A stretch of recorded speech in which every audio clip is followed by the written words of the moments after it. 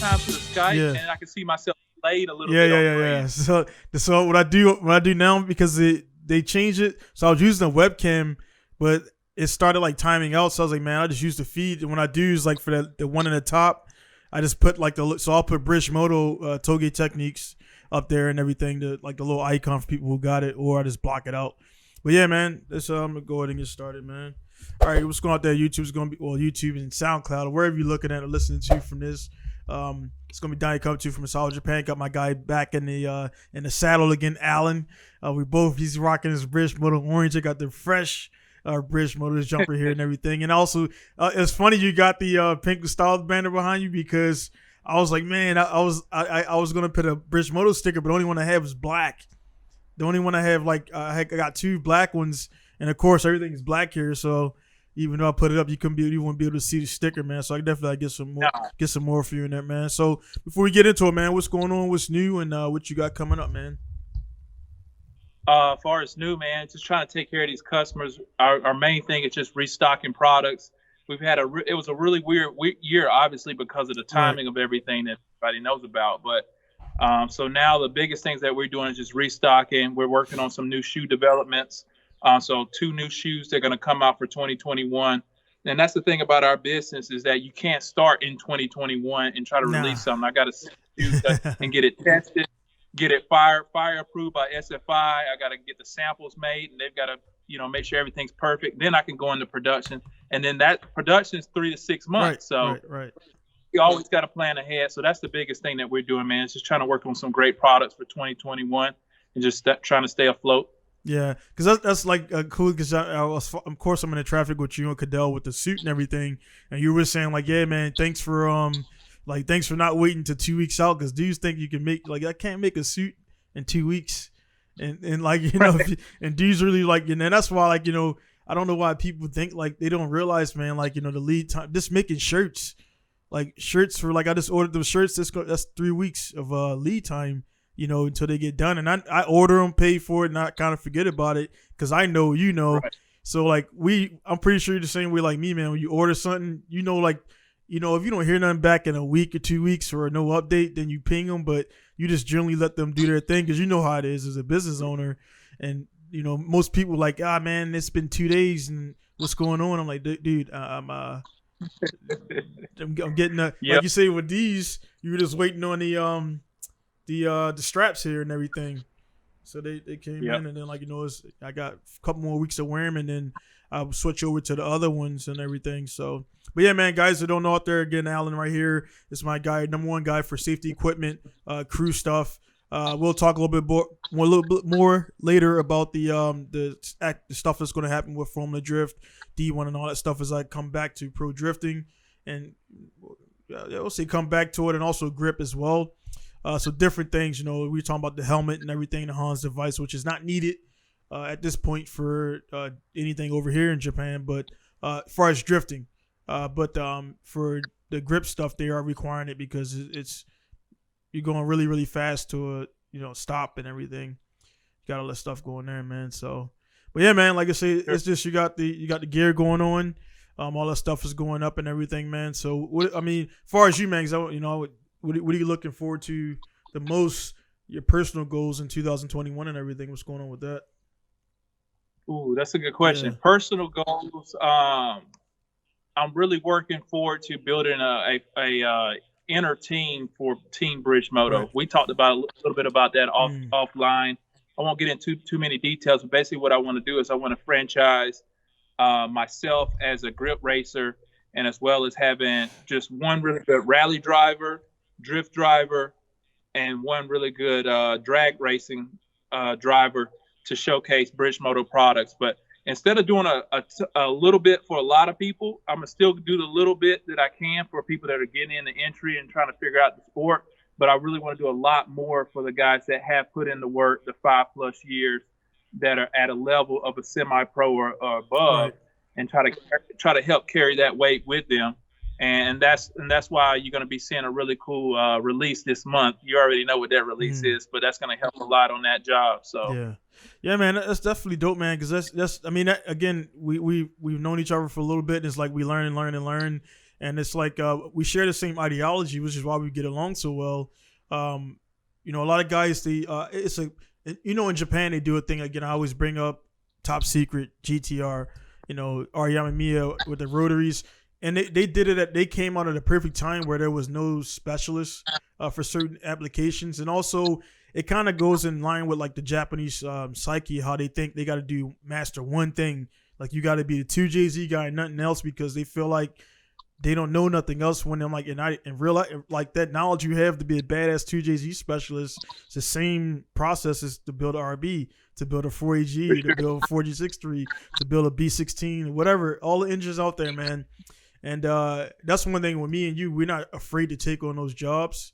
And I think that's what set us apart. And what you just spoke about with the teams, it's like you're not just sticking to only drag guys or only grip guys and stuff like that. And that's where I think is my same thing is like, you know, my personal goals is the same way. I already have the drift cars. I got a couple of grip cars. I'm actually going to build 2 rally cars. And there's really not any. The drag is not. It's just not really enough to even warrant building one. But right, I mean, but all your cars can jump on the exactly. A little bit of soften it up a little bit, throw some stock springs on there, and throw some grips on there, and it's pretty much a 10-second car. But I think it's good, man, to bridge, you know, to no pun intended right there, but to bridge the gap between the different disciplines, and that's where that's more money. And people are like, nah, man, I'm only gonna build drift cars, rotaries. I'm like, okay, that's 2% of the whole populace. What about the other dudes and everything? And I think a lot of guys they get like that. So when they come to my shop, they already assume it's all GTR. I was like, no, you just see GTRs this week. It's chasers next week. It's rotaries next week. And it's like, you know, and I point out them like the dude's like, what do you work on? I'm like, do you look behind you? Those are all my cars, customer cars and everything. So it's like you got everything over there and everything, man. So I think it's definitely a good deal. I have like rotary customers come by. They be like, "Oh, is that an old Toyota Celica?" I was like, "No, man, that's an A86, bro." But and it's funny because they think, okay, if you work on rotaries, that's all you know how to work on, because that's literally even in the States, it's the exact same way. There's not a shop that I can think of that builds rotary engines and builds piston engines at the same time. It's in my shop, you know. So like PF Supercars is one, because I've been in their shop. They got a couple. They got one in Maryland. I think they got 3 shops.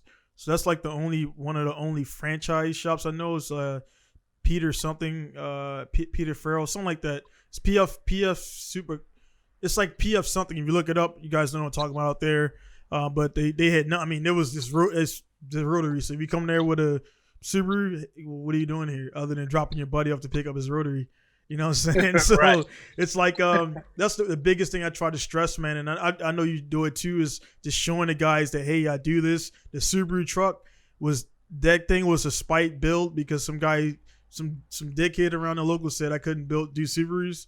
I was like, all right, cool. I'll build a Subaru in 2 weeks, get in a magazine, win a car show, and then it sits for a year. And then go to Tsukuba and outrun GTRs.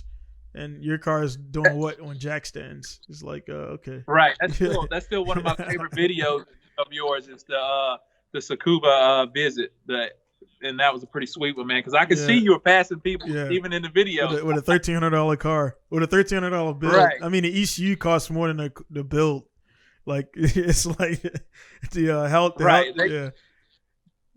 Yeah, they riding around with paint protection and film and all that shit worth more than your own car, but you laughing. Yeah, I mean that was a learning experience there at Tsukuba, man, because I rocked up there. I showed up with kind of like drifter mode a little bit, where like you pull your stuff out the car, you set up your tires and all that stuff, and I didn't know, man, like the dudes were like as we lined up, they were getting ready to go out. So I was still putting the bumper on. I was still like getting my suit on, putting the harness on and everything. And so now I know when I go to Tsukuba, when we go next time, like you kind of got to be, you got to go there, take the stuff out of the car and line up. Like you got to be ready to go. That was one of the things I noticed when I started paying attention to the HPD, because I know the bigger tracks, they actually have track days. Yeah, it's the time. Yeah. It's like you may get 3 20-minute sessions and that's it. Yeah. Versus like in the States, you get like 6 sessions. Yeah. So you got like you can't bullshit Yeah. around and get out there on the first session 10 minutes. Nah, you gotta in. go. You already lost 30% of your track time. Yep. Yeah, man. It's that it was. I mean, I was still good, but I was. I remember they were calling up the lines, and where I was at, there was like 4 lines. So this guy was gone, this guy's gone. So like shit. So I threw on. Actually, I didn't wear actually a suit. I had on my the jumpers here, and Right. So I was like jumping. I threw the gloves in the car, turned the GoPro on. And then I was putting on my helmet as I was putting on my gloves as I was my first time Tsukuba. I'm putting on my gloves. I'm like, this is totally unprepared. And then still, it did well, man. I mean, out of like something like 70, 80 cars, I think it had like the 43rd fastest. But again, for a stock WX, man, it's like that. I mean, that's pretty impressive. I mean, personally to me, when you got the cars that are above you are like GTR, NSX, R35 and all Lotus and all this other stuff. And so I mean if I had their car, I guarantee I'll be in the same class with those guys and everything. So it was all good. I had to swallow my pride a little bit though. I looked at the event coordinator and he looked at me, he was kind of like, he didn't go like this, but he pointed down. I was like, yeah, okay, yeah, I know. Because I was at 35s and everything, and I told you before, I was becoming like I was in a way because the car was just not fast enough. So I became like I was liability. Skill is one thing, but Hachiroku ain't. I'm sorry, Takumi, but he's gonna lose to R35 on a toll gate probably. And you know what I mean. So, but yeah, man. So, man, what you got? So you got what, 2 Hachirokus behind you, or what's the latest one you picked up? Man? There's my green one is across over there. You can't see it from here. The one on the lift is a customer's. Okay. And the one beside it is my RX3. That white one there that sit down is an RX3. But so right now I've got 4 Hachirokus here, man. Yeah, dude. I know, man. I know. We're deep in what we doing. We got the family business and everything, man. But I know, like, just right there sitting in your shop, man. Like, it's just like a feeling of joy, man. Like, people don't realize how long it took to get to this point. What we go through daily, and like sometimes in the midst of being really busy, you just kind of take a step back and look around, like, dude, this is really all my stuff, man. Like, this is my operation. This is my stuff, and man, that's like it puts in perspective when you're like, yeah, I want this part or I want this build. And you're like, dude, just pause for a second and look what you already got. You know what I mean? That's you it. know what I'm saying? So it's definitely yeah. I know. I have to catch myself sometimes because I'll be like, man, I just want to get this particular part or car, and I don't have the money at the time. I'm like, man, look how many things you've accomplished by staying course. So the same discipline you had to those other 77 things, carry it to the next one, Yeah, man. So it's just a matter of time and discipline. If everything came in a moment's notice, then it really wouldn't be worth working for. Yeah, man. No, it's for me like it's one of those things where like it's for me my personal thought is like every day I wake up, I already know like what I want to do, but at the same time I'm not so like on a rail where I don't allow like you got to flex a little bit. Somebody's a little bit late with something, or a customer has an issue with the appointment. And I'm very militant on my times, but I do understand that there's outside forces, accidents happens, and family people get sick. But it's still, man, it's like just when I came in yesterday, man, I was like, all right, before I get to the car, because I know when I touch the car, I don't generally leave, so I spend an hour just doing emails and quotes, just one full hour, and that's just kind of catching up with emails, making sure I don't go over 24 hours, and then I get into it. I come in I'm here like sometimes way early sometimes, but I start doing emails around like 8 or 9 because I don't want to hit somebody up 2 in the morning and then they start talking back to me at 2 in the morning. Like, nah, dude, you know what I mean? So you just got to drop the whole damn day. Yeah. So I'm like, I'll wait till 8:45 is like the earliest I'll send a message out because that's an hour and 45 minutes before I open. That's kind of okay. But 3 in the morning when I'm normally up jamming, like I've been here at the shop since 1:45. I couldn't sleep. I slept about 2 hours or whatever, and Yeah, man. It's like, I came in, and then between that time, I done all these email shot, everything else. So everybody's all, there. And the way I run my shop, man, is, and I don't feel bad about it. My priority is those who were paid and those who are paying. Those who are thinking about paying, right. I'm like, nah, son, you're not getting my time, because what that equals out. That equals out the lost time and everything, man. Yep, and as well as I do, you always get those ones that hit your email box that want a full jot list of how you're going to go about the deal, and then they never cash in, and you just lost an hour and a half of your time. Yep. Yeah, man. Like I told you before when we were talking last week, man, only benefit to it, because I had it happened twice last week, where the guy was, he had good subject line, the subject line for me is that determines like how serious, because if the person has put engine, they're like, not like engine what? Like what the fuck? Like the fuck you like talking about a train engine, or like what do you or the engine number for a fire truck, or like they'll put engine and then they'll be like RB26 head studs. I'm like, bro, I don't need to answer that shit. Like, go back and formulate some sentences and shit and then come back to me. So I delete. I don't respond to some emails based on the form, because I can tell by the thought that they put into it, they don't really want anything, man. That's exactly right. There's certain characteristics of a person's personality that's going to show you what type of business person they are too. I get that all the time, man. That's why, like we always talk about, have filters. Yeah. You got to go through these filters before I take you seriously, and then I know you want to do business. Yeah. I'm 37, man. What's your age again? I'm 33. So that's like I see a lot of dudes, man, in the business. I mean, honestly, we're in retrospect, we're pretty young to be business owners and everything. But I'm trying, like, for me, man, I'm looking to do this like for the long haul, man, to hand it down to one of my kids or whatever, man. So right. I can't allow within my first 10 years to get a fucking brain aneurysm, because and that's, I refuse, like I talked about before, man. I refuse to let people do that. So that's why I cut dudes. I kind of judo chop dudes in the throat, like, hey, stop that, or we ain't doing that. Like I had a dude the other day, his car's in my shop for 2 days, and then all of a sudden yesterday, he's like, oh yeah, by the way, man, I need it by Thursday. I'm like, ho.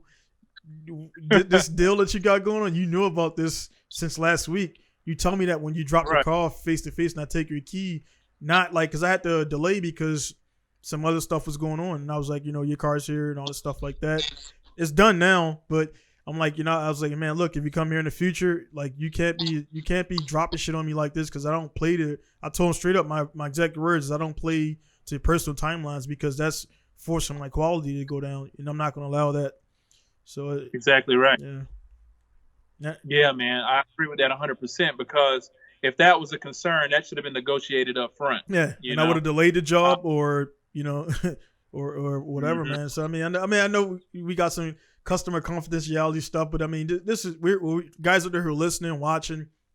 Again, being business owners. Again, Alan is like one of 3 guys, or maybe 4, that I talk to about anything business stuff, because it's like, honestly, nothing against my guys out there, man. It's just, if you're not a business owner, you're just not going to relate. And actually, you're a consumer, so your mindset is going to be more towards consumers. And again, I'm a consumer too. Alan's consumer as well, but we're business owners, so our mind is a lot different. And when you say to a business owner, "Hey, man, did you ever think about this?" Like, nah, dude, we never thought. It's like the way you just laugh right there, man. I'm guessing that happened before, man. Dude, all the time. There's a lot of professional, unprofessional solicitors out there, man. And you know what I do when now I make humor of it, and I say, because I try to stay positive. I say, you know what? Let me check the sources, and let me go to your profile and see what you're doing. Maybe you're a billionaire and you want to give me some advice. So, but when I go and it says, "Hey, any of my friends hiring, I'm looking for a job," I'm like, I'm not gonna take your advice. You know what I mean? Right. You obviously, situation that needs more attention than what you think I need to do. Right, so, right. But yeah, man, I take it with a grain of salt. I've had, when our first 2 years of business, we couldn't afford a custom tent, like one with the logos and all that stuff on it that you see at most of the events. And I had a couple people, one of them being a business owner, come up and say, "Man, you need a custom tent to better showcase your brand and your product." I was like, "Oh yeah, so you're gonna help me buy that, right?" Yeah. Man, the conversation cut Yeah. out real And quick. that's a shitty Yeah. business owner to even like to. Yeah. Right. Yeah. To even bring that up in my face. So when I said, "Hey, you gonna help pay for that?" That may let him know that, hey, I'm aware of it, but guess what? It takes money, and we're not at that stage to afford that at the time. Right. Yeah, man. That's Yeah. for and that's one. I mean, I guess that's me being a business owner. That's one thing. I've learned how to talk to people because you don't want to talk to like one thing I never you go. I mean, I'm kind of bumming right here, but you go to AutoZone, right, and you order a part, and I never realized back in the day when I would go in there and order a part, there would be like some expensive shit there, but they would flip it to sort it so the cheap shit would come to the top because they know most people want to buy the cheap. They want to buy the fucking AC Delco parts or whatever the fuck. And I'm like, so what's up with the $300 one? Nah, man, that's too expensive. I'm like, dude, you don't know my fucking financial situation. Like, give me that shit because it's a little bit more expensive. It's probably gonna last longer. And so I don't like one thing. I'm like, oh man, it's expensive. I tell them, hey, it's gonna be this much, and then I'll let their reaction determine if it's too expensive or what. And I had a guy the other day, actually this morning.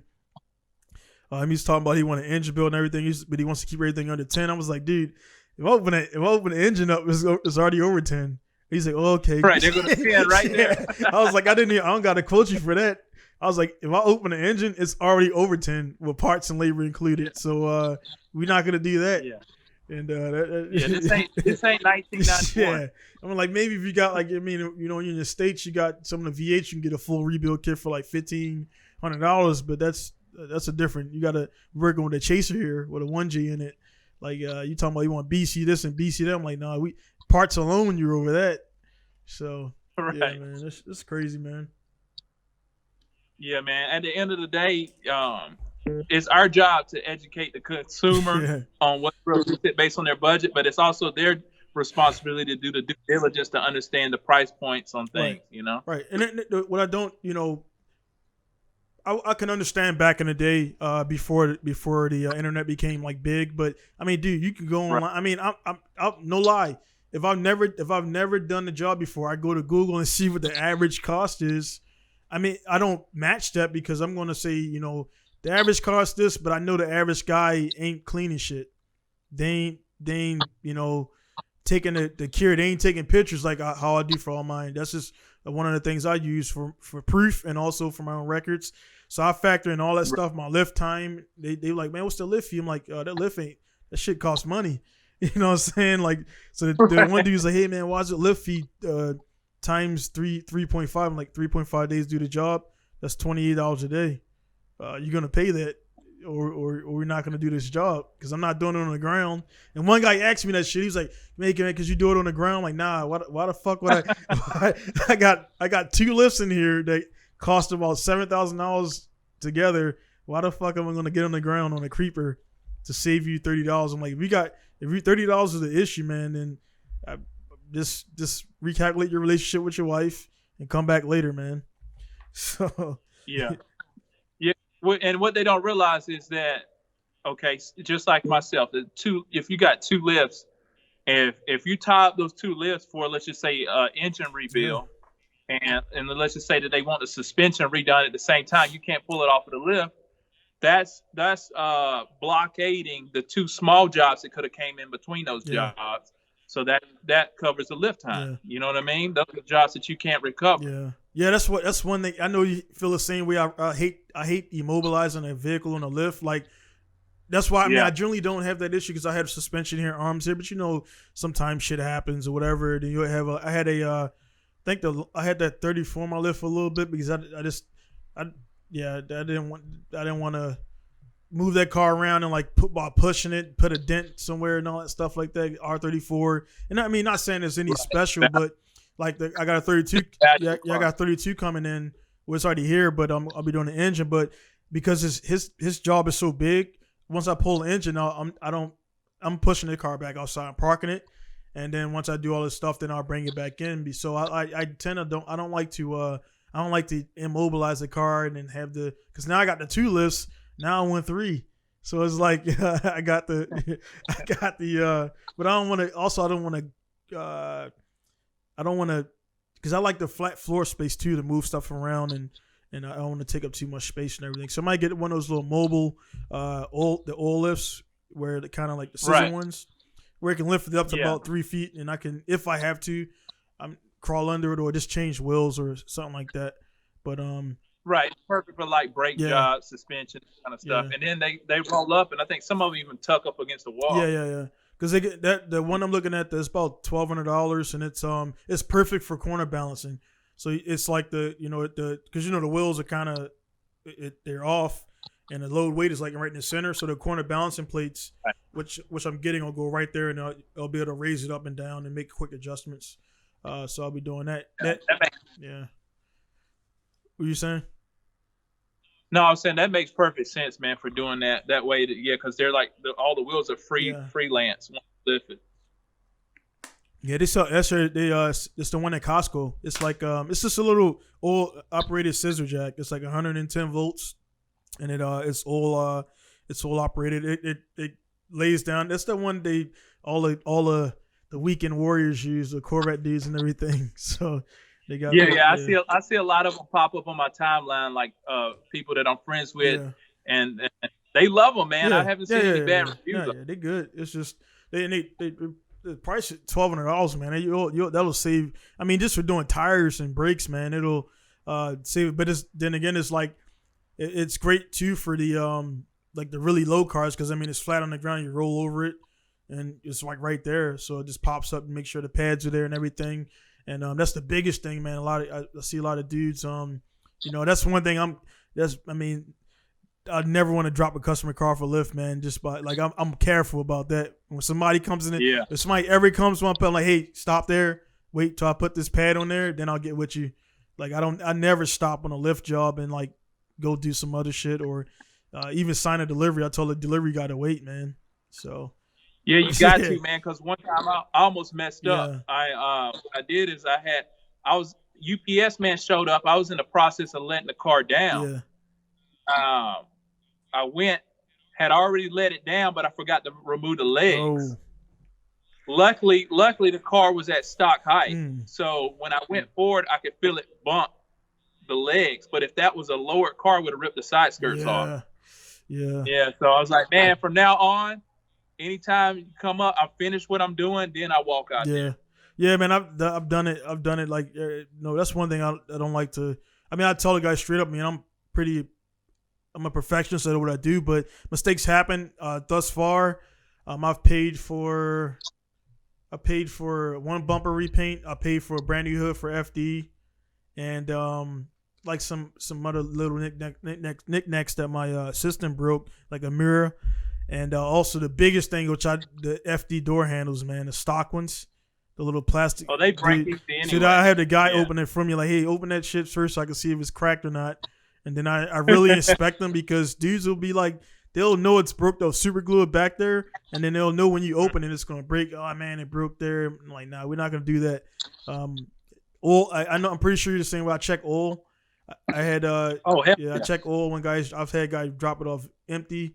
A guy the other day came in. He was 2 quarts over full. I'm like, dude, you got to get that shit out of there. Like you just that's SR20, not RB20. Like you got a little bit too much oil in there, man. So, but yeah, man. You think he's driving a North Star? Yeah. So I mean, I was like, dude, I was cool. Like he's a cool guy. I was like, I do run like for like if you don't got like a advanced baffle setup, I do run a quart over for like drifting because when you go sideways. But for the cars that are not my non-pro cars, my pro cars got baffles. But like a car that has got like that the G35, I'm just gonna put some oil in that shit, swap in the manual, and take it out there, man. So I mean, and there's like you're right. There are times when you should run it. Like there's a track I run every year at Charlotte Motorsports Park. You know that's where NASCAR runs. It's full bank, but then what we do is we come off the third bank, we drop down onto the infield and run the infield. Yeah. But you're at a 30-degree incline, the three quarters of the track. Right. So when I'm in a car, all that oil is sitting over like this. You know what I mean? You've got to be a quart over, or you're gonna pop the engine. Yeah, because I haven't. I want the AccuSump is pretty tried and tested. I mean, I know AccuSump is using airplanes and shit, man. So like a lot of guys that don't know AccuSump, it pretty much what it does is when it senses a situation where there's no oil, it pretty much, if I'm correct, it stores oil and it kind of injects it when it needs to, for the moments when you have like your pressure is low or something like that. So you ever used one before? Yeah, I've got one set up on my Sylvia and track Sylvia, and you've got two options with it. So you can set it up on a manual, which is basically a switch driven, like you see the oil pressure drop. Right. Switch it up, which I don't recommend because usually you're not going to catch it in time. Right. And the second is electronic valve controlled, which is what I have on mine. So it has 2 liters, basically 2 quarts in it. And once it reaches a variation of oil pressure below 30 psi, it automatically presses oil into the engine until that 30 psi rings back up. Then it'll retract and refill the canister over time to balance back out and take that oil back out of the engine. Right. So it's pretty badass. Yeah, I've like I said, I never had one. I should probably get one for a couple of the setups I got. Just to, it's a safety device. I noticed a lot of the LS guys running those. They're running those because a lot of the LS guys were losing engines based by being sideways. Is not really engineered to do that, especially when they got the stock pan or a Canton pan or whatever that doesn't have Canton's racing, they have like the baffles in it, so that's a bad example, but it helps with the guys that are sideways, you know what I mean, because they got the stock oil pan is actually kind of decent, but it's that rear sump deal, and the guys need the front sump deal and everything. So, but yeah, man, there's a lot of stuff there, man. Hey, but you were asking about the you said you had some questions about stuff I had going on and stuff like that with the. Yeah, man. So obviously, I keep up with all your posts and whatnot. So I see that, and you actually made a purchase through the website. I've actually sent you 3 different boxes in the last 30 days. I've checked that out. Yeah. But yeah, man, I wanted to know about, and obviously, your fans want to know about what your D1 perspective and where you're going forward with D1 lights and what car you're going to be using, what engine. So we need all the details. Yeah. So first, like for the because I don't want to fake the funk, man. It's D1 divisionals. So divisionals work up. Right. Yeah. So divisionals is what I was doing like a while ago when I was military. So divisionals is the feeder to which was D1 Street Legal, which is now D1 Lights, and the D1 Lights feeds D1 GP, and that's pretty much the hierarchy.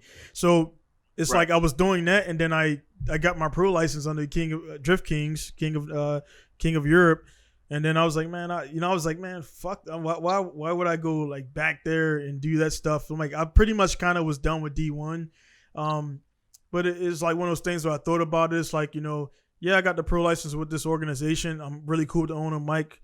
But nothing against him. It's just like it's kind of like that UFC versus Bellator or UFC versus Strikeforce.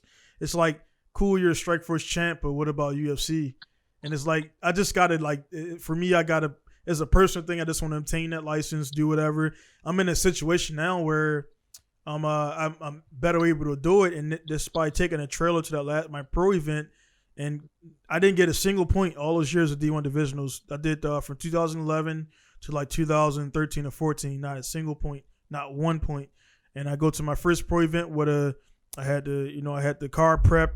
It was a non-daily driven car. I had a trailer, and I placed top 16 because I didn't have those pressures of driving the car every day. Like I was doing the divisions. I was driving that car every day.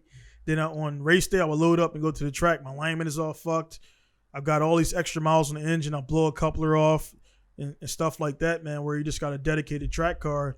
It's a little bit better, and also you don't care. Not when I say you don't care, but you don't have to worry about driving it home, and I think that's a different thing. So anyway, to your question, man, I was driving it from this event. It's going to be down in Mobara, which is ironically the last event I did back in the last video when I broke the oil pump. So I remember that. So like my neck, you had your buddy with you. Yeah. Well, he's from Chiba, so he was already down there. Takeshi. Okay.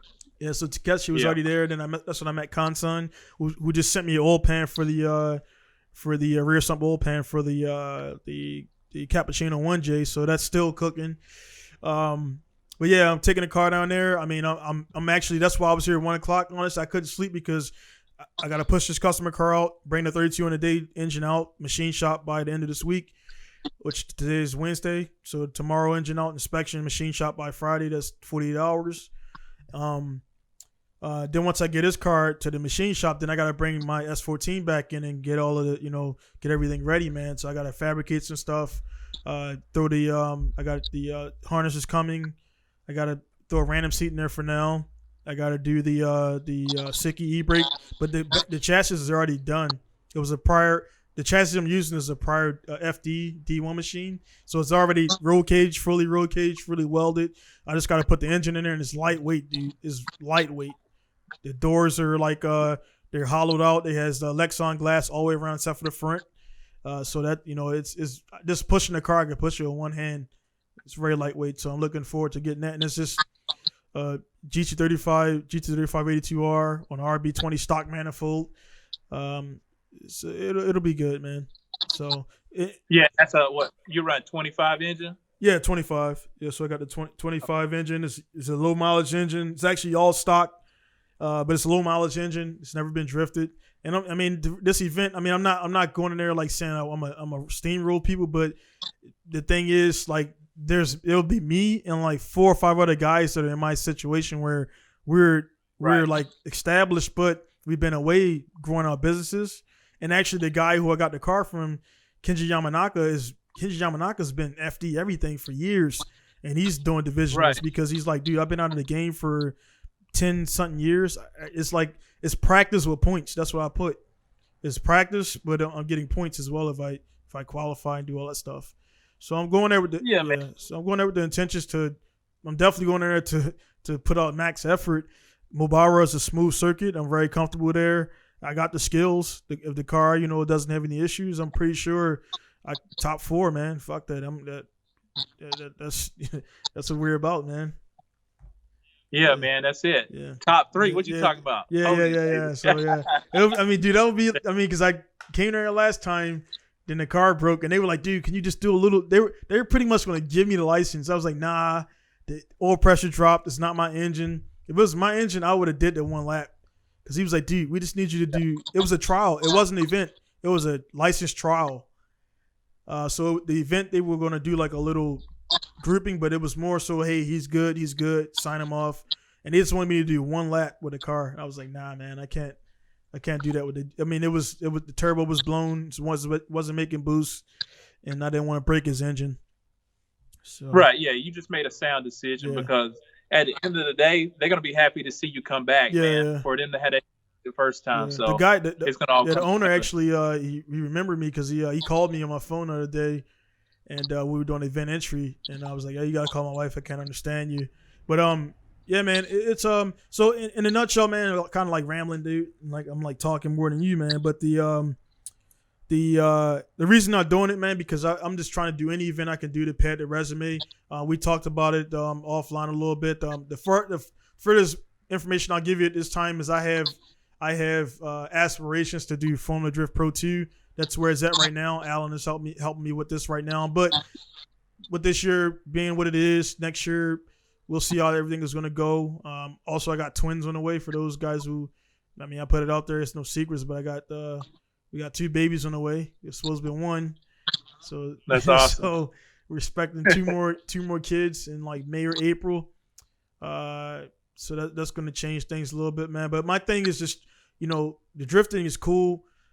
It's just more so like it's advertising, getting stuff out there. And then also, honestly, I told guys out there is like, while drifting is cool, my money is about to really start going towards more grip, man, because I got the skills. People don't know I can do grip racing. They get shocked when they see me drive. And grip is where the money at. I personally believe that's where the money's at, man. Yeah, based on customer, like I said, you and I can both attest to this. We've both been open. I've been open for my shop for 4 years, and I've never had one drift customer like come in and say, hey, I've sold some parts, like, transmission, that kind of stuff, but no actual labor work done at all. Nope. All of them have been track guys or Touge / street Right. cars. You know. Yeah. Yeah, a lot of people be like, "Oh man, it's because you're not Daigo." I'm like, dude, I talked to Robbie. Robbie like absolutely doesn't like Robbie does his thing. He's not into Robbie's Robbie. Robbie Nishida, guys who don't know, he definitely knows how to set up a drift car, I believe. And he's like, nah, I have no desire to do that. So it's like, it's not that people are like, oh, well, you don't got a drift pedigree, that's why nobody's coming here. I'm like, no, it's not really that. It's just that in this area, the guys just can't afford. They hit me up. The drifters do hit me up time to time, and then when I lay that price down, it goes unread because they just can't afford it, and they figure because we're drift buddies, I'm gonna be like, nah, it's not gonna be that way. So again, I've sold some drift cars, but I haven't. Again, this is going on almost 5 years now, man. I haven't had a single customer come in here specifically for drift work. I haven't, man. So it is what it is on that, man. But yeah, and at the end of the day, like you said, it's like for myself. Do I love doing grip racing? Do I love going to the track, doing a drift track day? Yes, I do. But I also love marketing my business, right. And that's what it's all about. At the end of the day, people see you, they're gonna think Pinku Style, you know.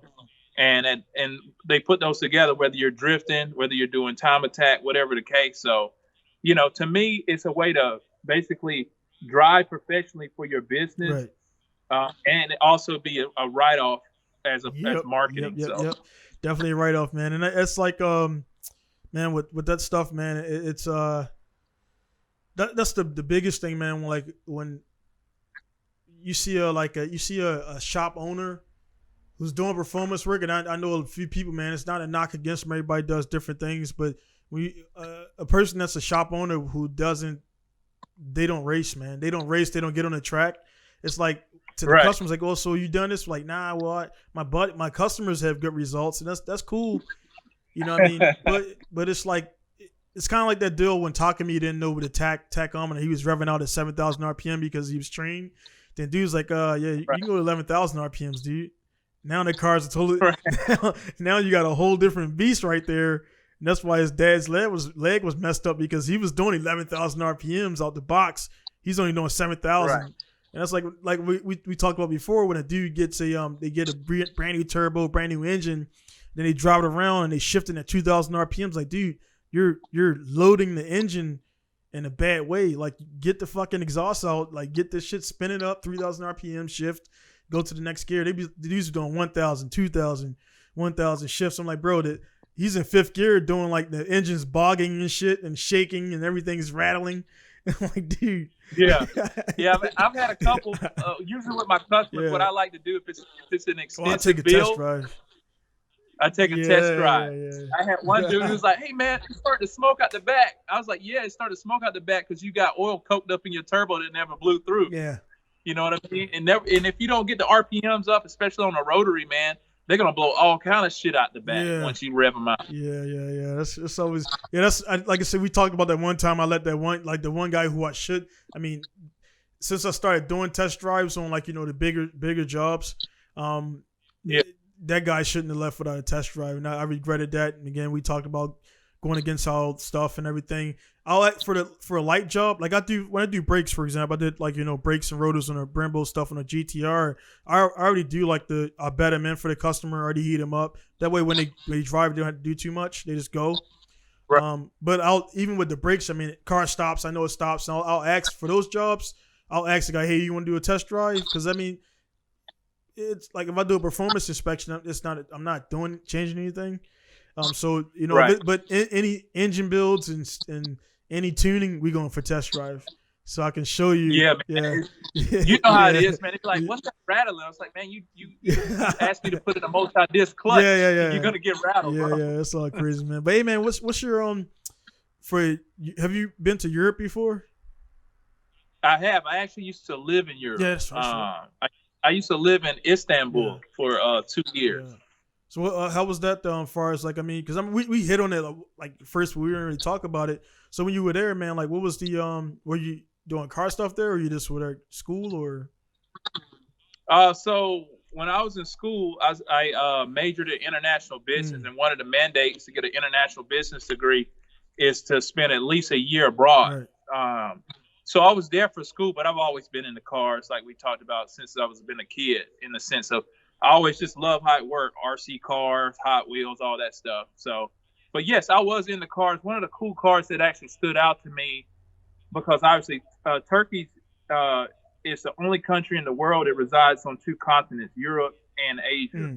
So it's got a lot of Eastern and Western influence. But one of the cool cars that was new at that time was the Volkswagen Scirocco, the turbo edition, 09, 010, 2010, 9. Dude, man, I could hear one of them things coming a mile away. I was like, oh, Scirocco. Because they just sounded perfect, had the boost just right. Is that the VR6 or the that weird 6-cylinder? I think those got a turbocharged 4-bank. What's the six, the one that the R32 the G? Yeah, that's the Jetta. That's the R32. Where has that six? There's like that weird shaped 6-cylinder. You talking about the H6 kind of like setup almost? Yeah, it was like the cylinders almost go like like a zigzag, or almost like they're staggered. Yeah. That's like a special edition Jetta. Yeah, those things. I never really but as far as being over there, man, and everything, like I say, they have the culture and the different things over there, man. Like it's was there like, did you do any track stuff over there, or was you just No, man, I was to be honest with you, I was pretty much broke college student at the time. So there is an actual big massive track in Istanbul that's actually they built it just for Formula 1. But Formula 1 no longer goes there, I think, for whatever monetary reasons. They didn't work out a contract, but they used to go there. Get stopped. What's up, man? Where's because I'm not Istanbul, is that like coastal or inland? Istanbul is coastal. Okay. It resides on the right between the Black Sea and the Mediterranean Sea. Yep. So it's got a straight, like basically like a big ass river that goes between the city. And if you're on the right side, the east side of that river that you can literally see across, you're in Asia. If you're on the left side or west side of that water, you're in Europe. You can go between Europe and Asia in a 30-minute process by taking a bus or what's that damn thing called in the water? Ferry. Ferry. Yeah. Yeah.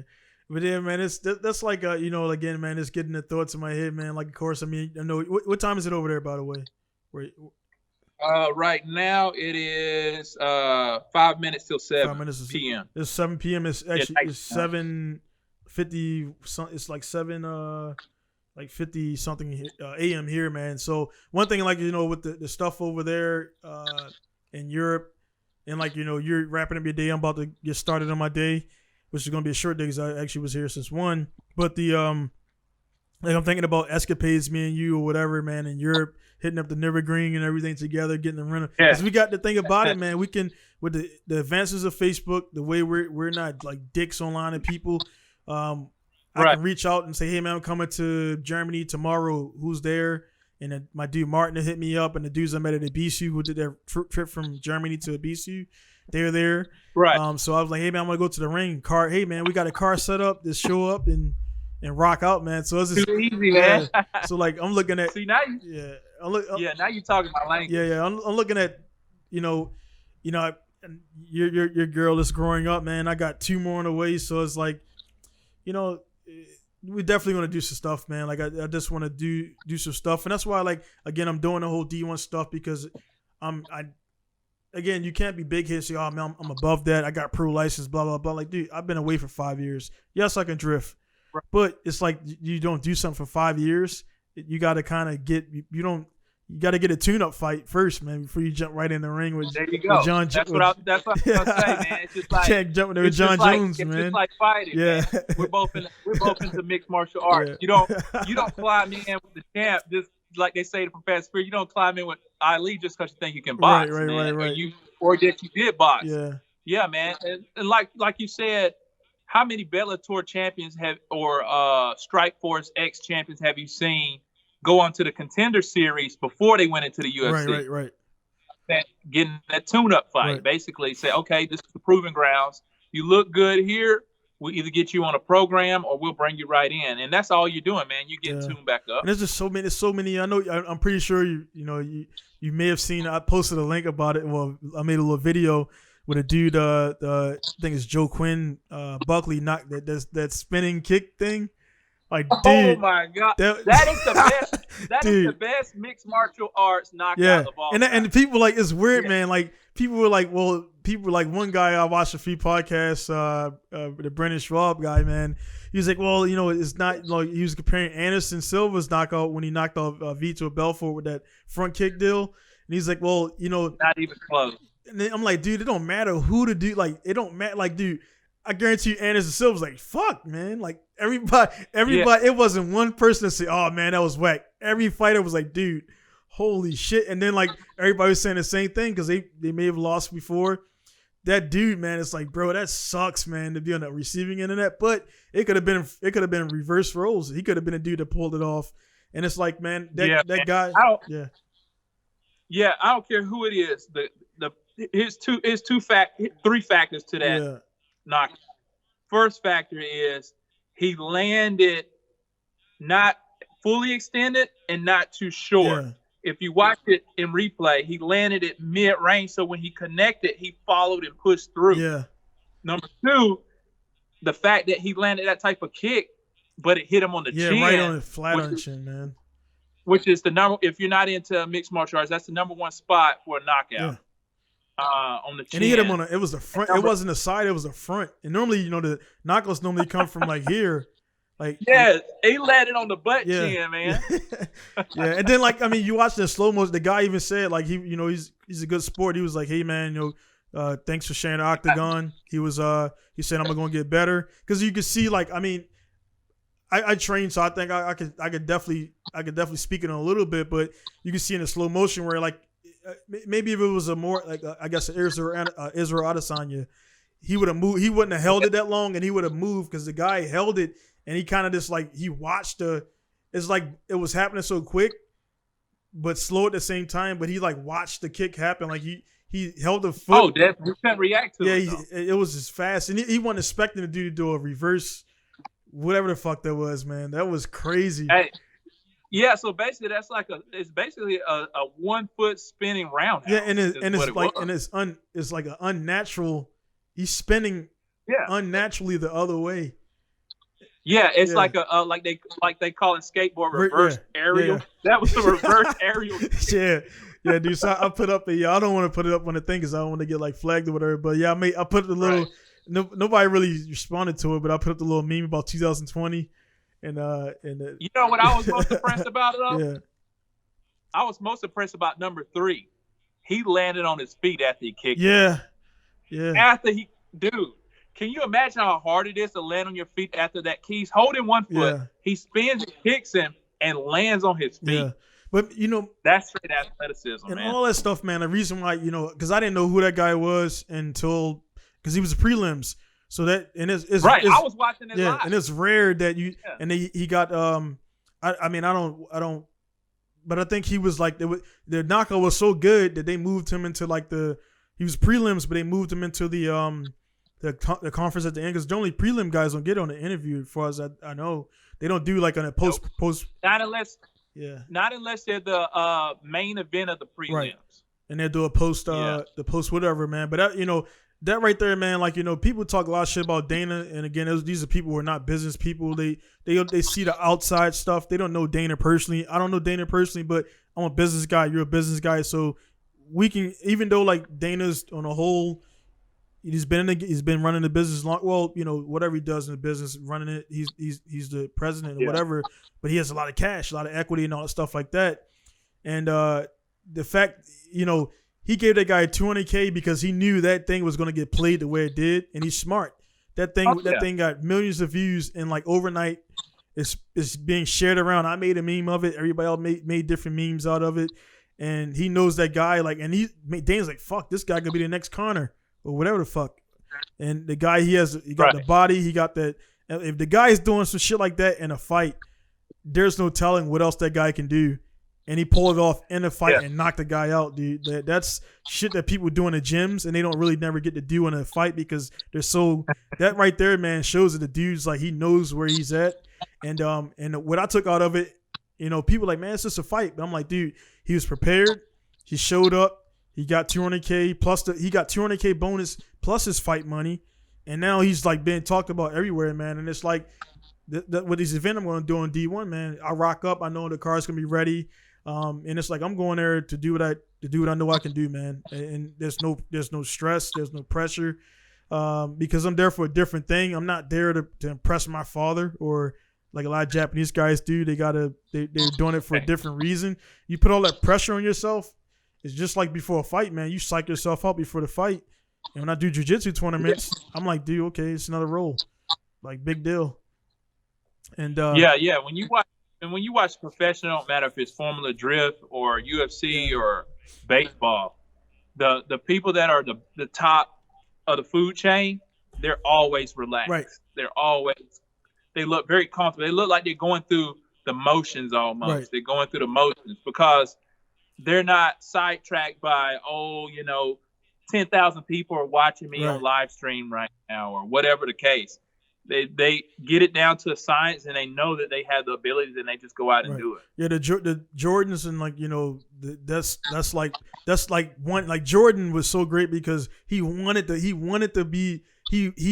the pressure moments and for all the times he made like the game winning shots, he's also missed some and everything. But at the same time, when they go down, we already know like you can do a top 10 Jordan game winning shots. Like one dude has decided the game multiple times, man.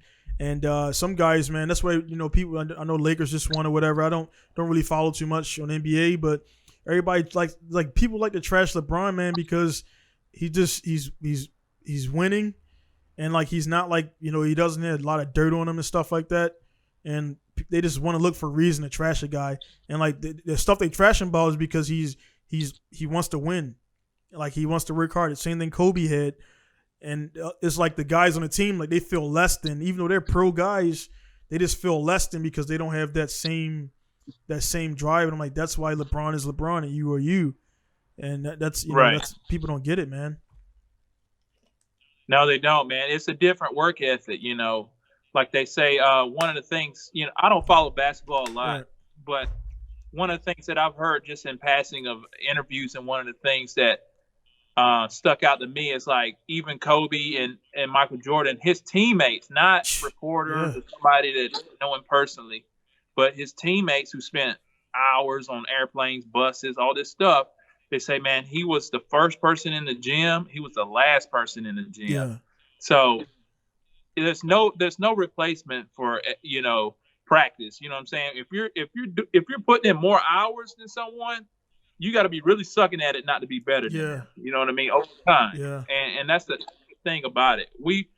You and myself, I can pretty much speak for you because I know your personality. We don't go and do our job and then go to the bar and go hang out. We don't go and, you know, go down to the city and just do nightlife by ourselves without our family. We run a structural, disciplined business, take care of family needs, spend family time, and we come right back to it. Right. You know, just like anybody that's really good at their craft, you know, and that's why we're reaping benefits of it. Yeah, pretty much, man. And you don't, I mean, and again, for you, man, it's the same. Like I shared the G35. You notice that's nowhere in my timeline because there's no reason. I got another car. Like, dude, I get like 2 cars a month. That's like the average. It's like, it's just, again, for the guys that are listening and watching, I'm in Japan. Military guys can only have 1 car at a time. So you have, unless you're married, you can have 2. So those guys kind of cool because the wife doesn't drive. They can get 2-car waiver. So you can only have 1 car. So I have some guys that store their car here because they don't want to sell it, but they want to get into something else. But you got to have that car out of your name.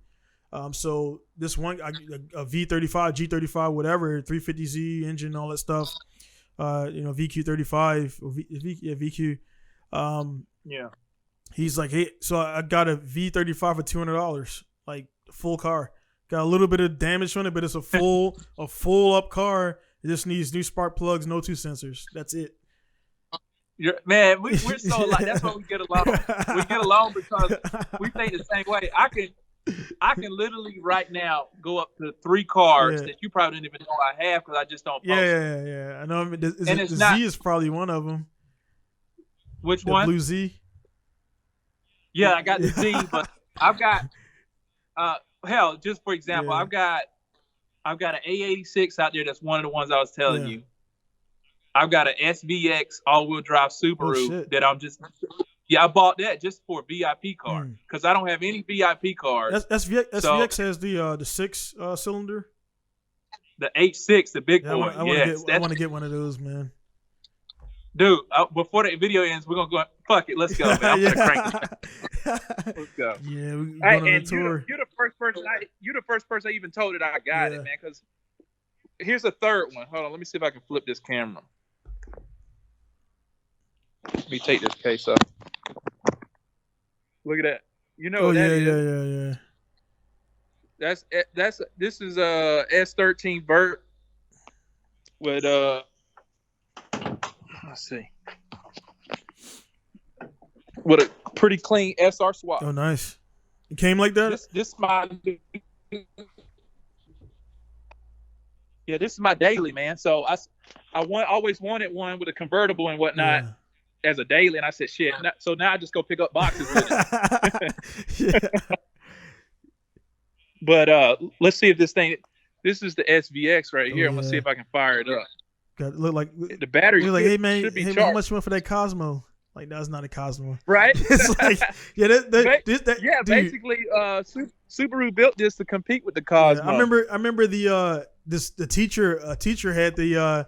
Had like, man, that's ugly ass car, those windows like that, and never knowing that they had that engine is very capable, in the swap, man. So I definitely want to do that engine swap at some point. But they're very rare over here, man. Super rare, man. I just wanted to build it as a VIP car. Yeah. The batteries. That's all good. Damn, I wanted you to hear this thing, man. It sounds nasty. It's all good. Battery dead. Yeah. But it'll fire right up. Like I said, but my point is, I don't even post none of these cars up because there's no point, man. Ain't no point in bragging and doing all that. We know what we got. Yeah. Yeah, because I just bought it to do a VIP car. Yeah, because that's like the thing now. It's like, guys like, and it's not, it's I mean, again, man, it's not, I don't want to seem like I'm bragging or talking down at people, but it's like like most people, they only have 1, maybe 2 cars because they're not shop guys. So us having shops, man, we know more like the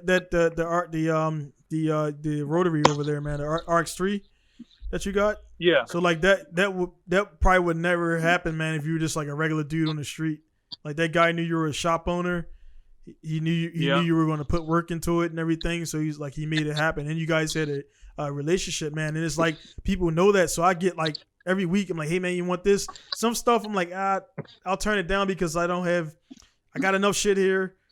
You got to be careful with your space. I don't need it. And then it's like, dude, I got enough projects to last me into 2026, man. Let's just put it like that. And that might be an understatement because NSX been sitting for like 2.5, 3 years now, and I ain't did nothing to that one.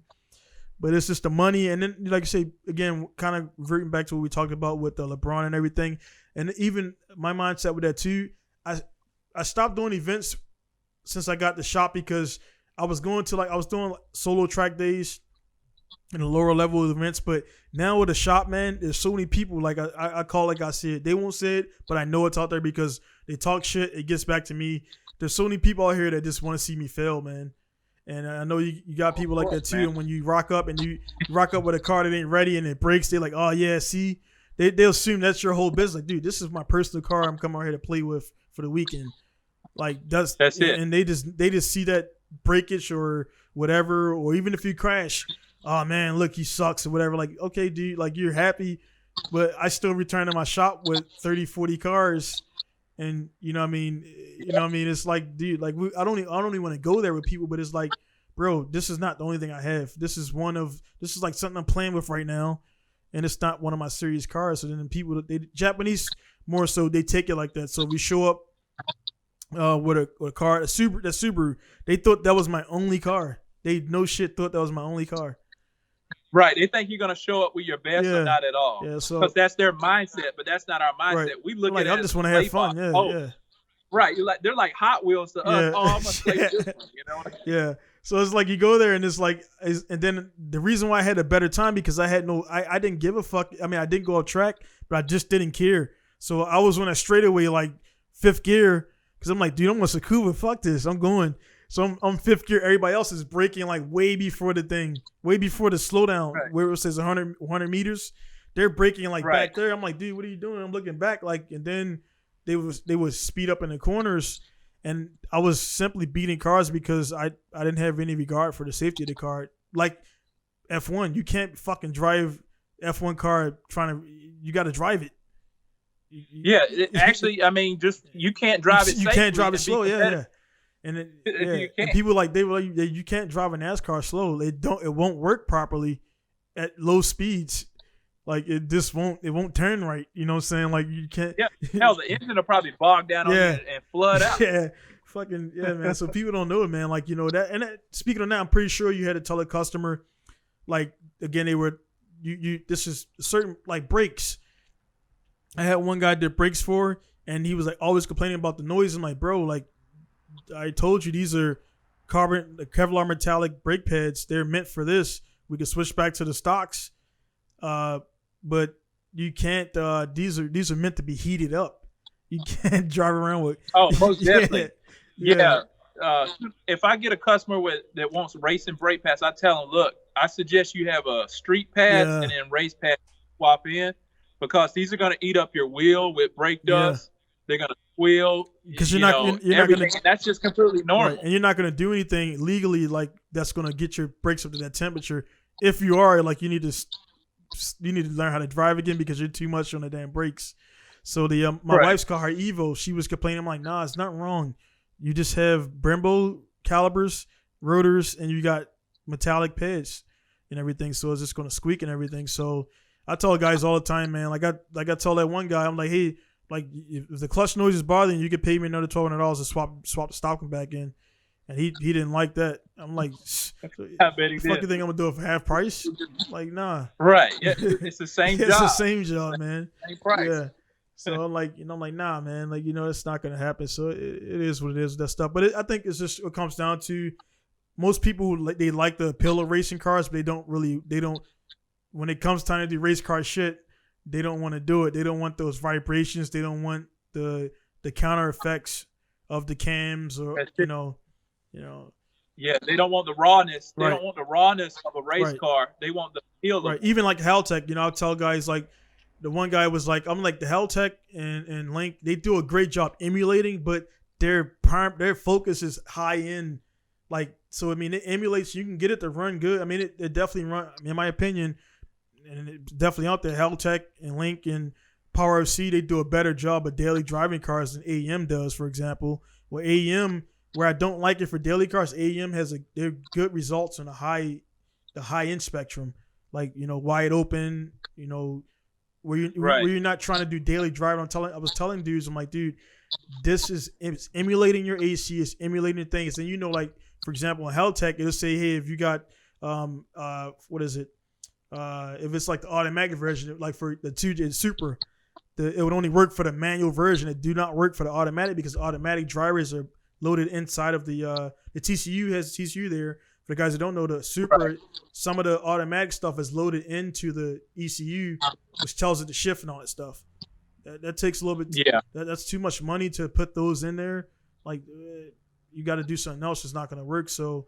A lot of guys they don't know what they're doing as far as the ECU selection and things like that. And why I tell them it does emulate it, this ECU is not meant for daily driving. It's meant for all-out track performance, and they just don't get that. Right. Man. And if you're gonna be daily driving it, you've got to go back to the drawing board and understand, hey, maybe my stock ECU is the better option with some stock cams, not 290s. And a Haltech 2500. Yeah, that's Yeah, that's and I'm like I explained multiple times, like, dude, this is not meant to. It emulates the daily driving, okay, yeah, but it's not meant to. It's meant to be 8,000 RPMs, fucking screaming. That's what that ECU is meant for, misfire and all that shit. And I even like I just wrote over here. I got people knock me for doing it. But I got an AFC Neo. A guy, he's not a racer. He says I don't race at all, no aspirations. I just want he wanted the intake manifold. He wanted it. I was like, you don't need it, but he wanted the intake manifold for the RB. I was like, if you run this, you got to run the DW or whatever injectors, which they're longer than stock. And if these are 440s is as low as you can go, and I'm like, the AFC Neo, it can do 550s CC injectors. I'm like, that's all you need. A little bit of control. Yep. I'm like, you don't need. He was like, what about I'm like, Haltech. I'm like, bro, yeah, I can get it, but it's overkill. Yeah, I'm like, and I'm a dealer, but it's like, I'm like power. I mean, even the power C, I'm like, you're not going to utilize it because you're not. And I'm like, I don't like installing used units anymore. So I'm like, the used price is $400, but brand new is like $980. So I was like, you want to spend that, or you want to spend $340 on this AFC Neo or brand new, and we just up your fuel a little bit and give you a little bit of performance and get your FRs and you're right. done. Yeah. And yeah, that's actually on the vert. Yeah. That's exactly what I'm running on dude, the vert. It works, dude. I've where it's perfect because I'm never gonna take it to the track. I just dude, it worked. You can change the math. You can change the you can math change and injector. That's like the biggest things where people need to do upgrades. Next to, I mean, if you want to go away from math to map, that's a whole Haltech link and all that stuff like that. That's what you want to do. But I think a lot of guys, man, they just like they hear so much shit online about what's good, what's not, without any practical experience. I've tuned everything out there, man. I haven't. I mean, as far as the popular ones, I haven't done Adaptronic. I haven't had really a need to do it yet. I haven't done Motec. Never really had anybody. I don't have a need for Motec or know anybody with it. But I've done like like all the popular ones. Yeah, like even the DSM one with the Tatrix cable and it was a chrome. Yeah, I got that on my VR4. Yeah. Old school shit. Yeah. I was like, you gotta have both. Yeah. That was a turn off for me, man. I hated that. Yeah. I was like, man, I gotta use the Evo scan. Then I gotta go into Chrome. Yeah. I was like, dude, this is too just much. Downloading that shit, man. Like I was busy. It took me like 3 days because it was like I got this version, then this didn't work, and I paid the money for it, and I've only used it 2 times. So I got the Evo scan, I got the Chrome whatever, and it was. I mean, it was. I would say that was cool for like late '90s, but in today's, like I was telling this dude, like, dude, you're paying me more money than it would cost you to get like a Link equivalent. But unfortunately for the VR4, there's not there. And they got a couple patch harnesses I found, but they were unresponsive. So I was like, I don't want to. The guy was taking two weeks to email me back. I was like, I don't want to. There was a patch harness to use the Link with the the Haltech 550 with the VR4, and I was like, I can do the flying leads, but I'm like, it's not going to be cheap, man. So yeah, the only system out there for like a full standalone that's plug and play for the VR4 is that AEM, and I think we kind of sit on the same ship with how they go. Yeah, that's the thing. The dude linked me that. I'm like, nah. I just for daily driving, man, they just don't. Their focus is not daily driving, which it shouldn't, because everybody who's getting an ECU should be like drag racing or something like that. So again, a higher end spectrum, man, it's just it works okay. I still don't like I don't like the architecture. I don't like the way it's laid out. They make it a lot more difficult than it has to be. Whereas a Haltech, it has the I mean, I'm not being biased because I'm a dealer, but I'm just telling you how it is. The Haltech has all these features, does all this stuff, and it's tuner friendly, which tuner friendly equates into it's cheaper for the customer. Whereas AEM, I'm like, I want to change this stuff. I'm like, I got to go here, enable this. I got to go there, close this gate. I got to go here and do this. And I'm like, man, this shit's just, it's all over the place. It doesn't really work well, man. I'm like, and also I'm in Japan. I'm like, I just don't. Yeah. I personally, I don't tune them because they don't. The results are always underwhelming, and I'm like, I can't. tuner's preference. I got my preference, and I don't like the ECU. I mean, I'm not sponsored by EM or stuff like that, but it's just like you got to do what you got to do. and the two times I tuned it, it was just not good, man. And I know what I'm doing. I mean, I do a Helltech link. I'm like, bro, these are like modern ECUs, but it's just like you got to go to the AEM school and do all this. I'm like, dude, for what? To change the map, I got to do this, and then this won't start because this ain't linked up. I agree with you, man. It's just not user friendly at all to me. Yeah, it's not. I love me an old school Power FC. Yeah. I had dudes laugh at me because I was using a Power FC on an RB34, but I was like, I bust that ass though. The thing is, man, like they don't, and that's where Power FC is like that. Power FC is that I'm not sponsored by Apexy. I actually try to hit those guys up to get on their deal, and they was like, all right, we're good, we're cool, we don't need you. But Power FC, they too old. Yeah, they're old school as hell. The Power FC is right there. Is that ECU that splits the old like kind? It's not old school. I would say modern, like with late '90s. It splits that divide between like the old ones, and then everything forward is like the Helltechs, Adaptronics, Lynx, all those guys. Where honestly, all my older tuners, they rave about it because honestly, it's easy. It's easy to get going. The base maps are pretty solid. You make some changes, and the customer has his car back quicker. So, right. And the cool thing about the Power FC is when it came out, basically like 99, 2000, it was so far ahead of its time for as what it did at the time. It lasted the next 20 years. You know what I mean? One of the guys I used to watch closely and learn a lot of stuff from, via online magazines and all that stuff. I know you know who he is, Eric Sue. He's the first guy. I actually was to hit him up because he did the he had the R34 or he had hit Subaru at the battle with BMI when they did the little race and everything. He had a Subaru and the R32, but the R32 had an engine failure. Yeah, man. He looked. I mean, this from the interaction, just like looked like a pretty chill, knowledgeable guy. And I've seen him on some of the forums and everything, man. So, yeah. He's super chill, man. He's one of them types, ain't going to speak unless spoken or mandatory, but dude's got a plethora of knowledge. He actually, he tunes and assists with like, Indy cars now. Okay. And he travels international doing like assistance and tuning and stuff like that. He actually was one of the ones that helped develop the Power FC to what it is. Yeah, a lot of people don't know that. That's dope, man. So that's what says. Actually, I'm gonna hit him up, man. See what he'd be willing to get on there. Because that'd be cool to talk about and have a guy himself lay it down. Like, hey, man, listen up. Like I got 2 cars outside right now, and they got Power FC. So actually, right now, if I look outside, I probably got about 6 or 7 cars, Power FC, making 6-7 horsepower, capable of that or plus. And it's like, it's just like the rhetoric that a lot of guys online, and they just the information is great these days, but there's so many people spewing wrong shit that the guys just eat it up. People take it as people run with it. And without doing their own stuff. Again, we talking about AFC Neo and SAFC 1 and 2. And most guys, if you show it to them, I had the guys like, man, what's these little boxes right here? I just kind of grin.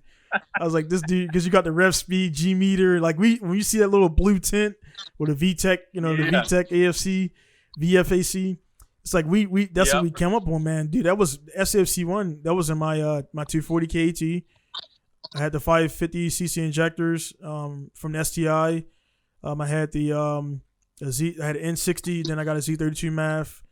And I had it was just like I had the DSM blow off valve. It was this mixture of everything, man.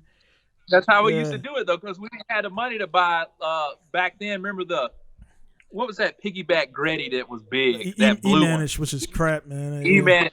That thing was like almost $1,000, and it was just a and that's we could afford that. Yeah, and the thing about and that's where I don't tune. I also don't tune HKS because I'm not paying for the license. And HKS, they now changed it recently where they're this open source now because they seen that it was so dumb to have a guy pay a monthly fee for something he's not tuning.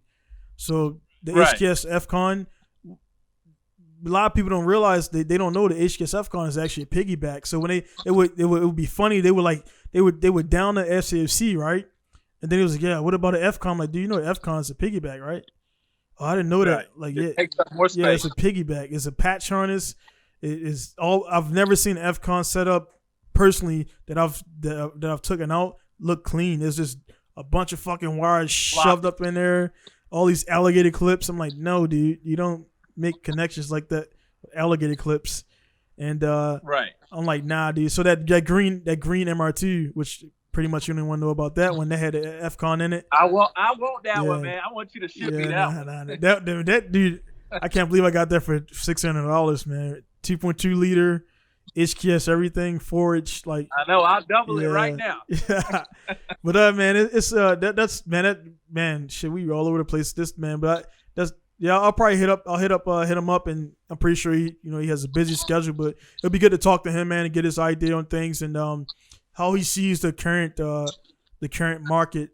Because again, you being a tuner, a shop and a tuner and everything, and me being a tuner in a shop, it's like we get the opportunity to play with different people's cars by install what they want to install, but they don't know until you educate them, like, hey, you don't need link, man. You don't need link for what you're trying to do.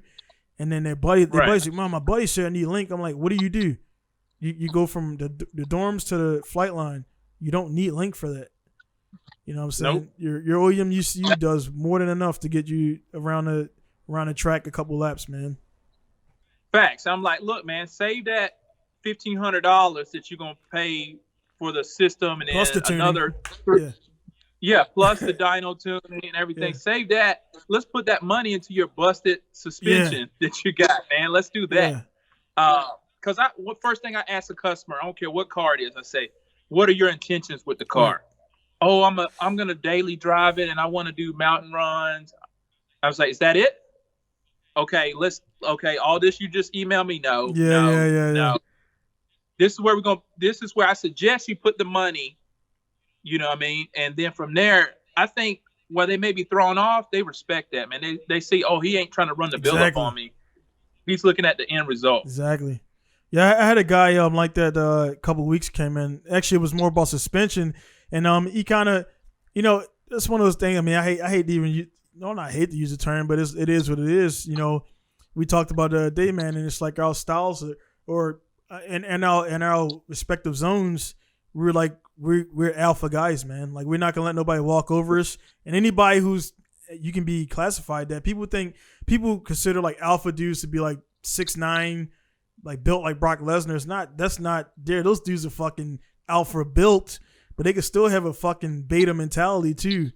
Like, you know what I mean? So people think it's stature. I've met a lot of big pussies. Yeah. So I mean, it could be you notice, like, you see like a lot of the old school mob movies. It's a small 5'3" guy, but everybody commands respect because what he's done, illegal or illegal, and like how he carries himself, man. So it ain't really about size. So that's just, guys out there listening, it's not about that. The one guy like Joe Pesci. Yeah, Joe Pesci. Exactly. That's exactly what I was thinking about, Joe Pesci. But the the energy, man. Like, I could tell when a guy gets the way they get out in the car and he close the door, I could tell before he even say anything what this is gonna go like. And I'm like, so if it's a guy that's cool, I mean, we're cool.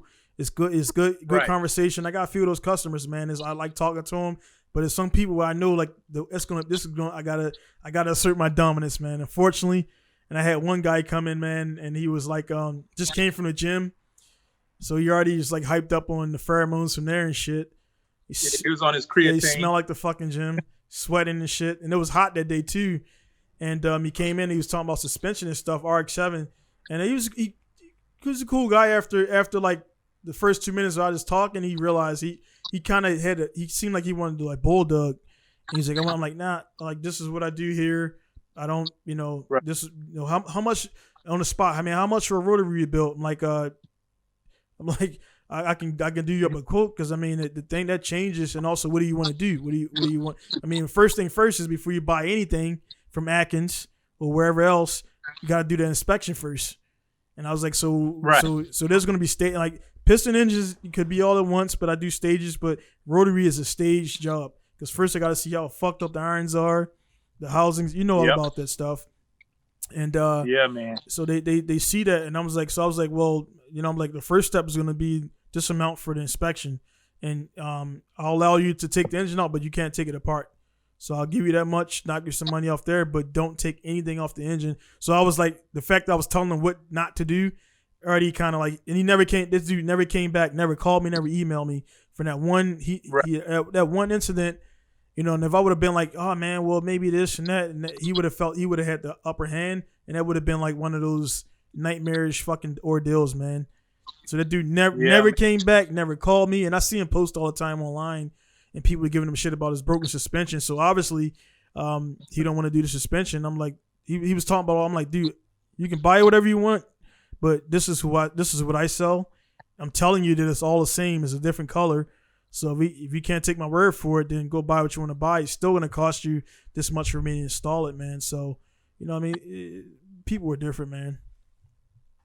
Yeah, they are, man. And like you said, a lot of those products, some especially suspension, they'd be the same thing. You're just gonna pay extra because this person spends thousands of dollars every week marketing, and this guy doesn't, or whatever the case. What I look at is, if I'm not the expert on something, I find an expert who is and see the test. What are the pros and cons of it?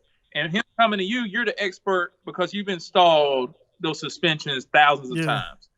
So for him not to take your valued professional expert opinion, that's going to bleed into anything else he wants. The engine being built. Oh, well, I need a peripheral port. No, you don't. You don't need a peripheral port to drive down to the 7-Eleven. Yeah. That's the deal. Like, I want to do this street. I'm like, dude, well, number one, all that shit will fail you for emissions. No, you don't want to do that. Like, first thing I ask guys too is how long you here in Japan, because I'm like, all right, if you're leaving out and your JCI or shock in will go over, and you plan to drive the car. If it goes over the time you're gonna leave, then you can take the air pump out. But the guys that just get here, I'm like, no, dude, you got to get a kit that leaves the air pump in, because the air pump will fail you for JCI. You got to have the air pump in. Automatic. As soon as they see that pump not there, fail. And I'm like, and then it's going to definitely fail for emissions without that damn pump. So, you know what I mean? So dudes have like 4 or 5 cats on there and shit to try to get it to pass. And it's like, stuff like that, man, where they don't realize that we've already thought all that stuff. So when guys like, man, you ever think about this? Like, dude, I think about more stuff than you think about before 12 o'clock. Trust me. And that's 12 p.m. You know what I'm saying? So yeah, trust me, I've thought about that already, man. So it is what it is and that stuff, man. But definitely, man, looking forward to coming over there and doing the FD stuff. Like I say, the guys that are listening, the FD stuff is definitely going to happen. How many? I mean, I probably maybe only get one round in, but it'll definitely be something that we're working on the car stuff right now. But definitely looking forward to that. And it was funny when you hit me up, I was thinking the same thing watching that round, man. So I was like, dude, this dude's like, we're in the fucking same wavelength, dude, like miles apart and everything. So it's crazy. Yeah, man. And I think you're making the right decision. But like you said, getting tuned up for the fight, doing the divisionals, the D1 Light, and then balancing that with what you can do outside of country travel. Right. Because it all is going to come in and mesh together, you know what I mean, as far as your schedule, and then get back into the rhythm of it. Yeah, then like we talked about too, and that was like, that was definitely the practice, because you mentioned the tracks, and that's the separation between, again, being a shop owner. Shop owners, like I can block out. Actually, I could do that before my shop, but MSP, I can say, hey, I want it between this time and this time, locked off for the 15th. I can have the track. ESP, I can rent the whole track out, a little bit more expensive. MSP, I don't got to rent anything. I just pay my fee for that session and go out there. So like this shop stuff you can do, and that's the separation, like you mentioned, man. Like the guys that can Lex had on. He was like, the difference between Pro 2 and Pro 1 is essentially the Pro 1 guys can get access to that track weeks and months before the event, where the Pro 2 guy, he'd be like, who are you, Josh Eaglin? Nah, dude. We're not opening the track. It's unfortunate it's like that, but it's kind of like, you know what I mean? It is what it is with that stuff, man. It is, man. I've seen, like, we even talked about that. I said one of the main things when you come over to the States, we definitely got to get in at least one practice day definitely for every round. Definitely. You know what I mean? Just locking it in, because that's going to be an advantage in itself. Yeah, I mean, honestly, just I have to, because I've been on bank tracks, but back then I didn't have the skill, so I've never drifted a bank. Right. I never drifted. Like that's a skill set that's being greatly honed by American drivers, where it's nowhere else, because there's nowhere else worldwide that has those bank tracks like this oval, the oval tracks. Right. Because they just circle That's tracks. an American thing, man. So like, yeah, most definitely. Yeah, man. It's it was weird. I wonder how much time Daigo got, for example, the first time he went over, he did wall and stuff like that. And because that's a guy like Daigo who's probably like nervous, like fuck, I gotta drift on this thing, this bank right here, transition down to a flat, and then back up on a bank. That's a different kind of feeling right there. Most definitely. You got to think. I think just about every layout, every course. Yeah, every Formula Drift course pretty much runs clockwise. So if you're right-hand drive and you go up on the bank, you can only gauge in your mind how close you are to the wall, versus being left-hand drive. You know how close you are. You're looking out the window. Yeah. So it's extra hard for those guys, I think. Yeah, man, that's crazy, man. But it definitely looking forward to it again. It wasn't more of I wasn't trying to keep secrets from the people. It's just my thing is we talked about it. I mean, the guys who will listen to get in the gym, so everybody else that don't listen not going to get it. But it's one of those things where, again, I still don't get it, man. Being an American over in Japan running a performance shop, the fact that none of the magazines hit me up is like it's not article worthy. I'm like, all right, cool, dude. I'll do my thing. And eventually, when they come along, because I've emailed all of them, when they come along, it'll be like, yeah, maybe I'll do it, maybe I won't. But it's like, what I mean, that's one of those things where, hey, man, you guys think about like talking to the dude that's in Japan, and they be like, no, he's not bringing enough noise. So I know once I come there, come to the States, do a few rounds, and then they'll get the talk will go around. I'm definitely not an LZ type of guy, which nothing against LZ, but he got his lane and what he does. I'm not a YouTuber in the fact that I don't make money off of YouTube. YouTuber, right? You can't call yourself a YouTuber if it ain't. You're not a YouTuber if you got like a thousand subscribers and you ain't making money off of it. We're shop owners. That's what my title is. Right. I'm a shop owner. That's it. I post on YouTube, and you gotta do some more with the fortune teller, man. Yeah, did you like that? Yeah, one? dude. I've actually got about 3 videos I never even posted. I got them. Dude, you gotta put them up, man. Throw them up. Yeah, you got. All right, I'm gonna drop one tomorrow. Yeah, dude. Like it's like one of those things where like again, I say you got the customer confidentiality, so we can't. You can't put everything out there, but it's like take situations and kind of modify them a little bit, like comedians. Comedians, they modify truths. It's like half truth, right. Half not. They embellish. So that'd be kind of cool, man. But that'd be cool to do, man. But hey, man. So we're about an hour 33 in, trying to work on keeping these things at 145 now, because 3 hours I'm not on Joe Rogan level yet and everything. So we got the battle. You want to do the battles real quick? Let's rip. All right, so we got the battles right here. So this is going to be the first time the first time I did it with Lexus. So this is the battles right here. So pretty much let's take a few cars right there for the guys who haven't seen it before. A few cars. This is going to be 3. We got a couple of cars. We got a few things to change around. Next time, man, if you want, you can make some up on your own. This is for you to decide. I'll be weighing in, but it's for you to decide what you think is going to happen. I just pick these cars randomly. All right, so the battle is going to be track's going to be Suzuka, full Suzuka circuit, 10 laps. It's going to be street radials for tires. We're going to say both drivers to rule out whatever. They're pro drivers, pro grip drivers. This is a grip event, and we're going to have the stock. They're going to have every car. It's going to have 340 horsepower, 340 wheel horsepower, and the chassis is stock and everything. So there might be a little bit difference with the 890 because people saying it makes about whatever, 336, whatever it is. So we're going to say 340 wheel horsepower for every car here. All right, so the first battle we got right here, it's going to be EG Civic. I'll say SIR EG Civic B16 tuned to whatever versus the Renault Clio V6 on Tsukuba. What do you got winning on the 10 lap battle and why? You said Suzuka or Scuba? Suzuka. Suzuka. Yeah. Okay, and 10-lap battle. Suzuka. You mean door to door? Yeah, this 10 lap. I mean, they'll start. Sorry, I should say it'll be a I would say a one lap warm up rolling start. So the first lap start off is rolling. So they won't be because the Clio is, the V6 all wheel drive or stuff like that, and Civic's front wheel drive. I'm with you. And this is all your opinion, man. It's all your opinion. Yeah. My opinion. Here's the first thing that comes to mind. An EG Civic with 340 horsepower is a fucking beast. I came from Honda, so I know how much power that is in an EG Civic. Yeah. Versus the V6 Clio, I think it could get there with a couple mods.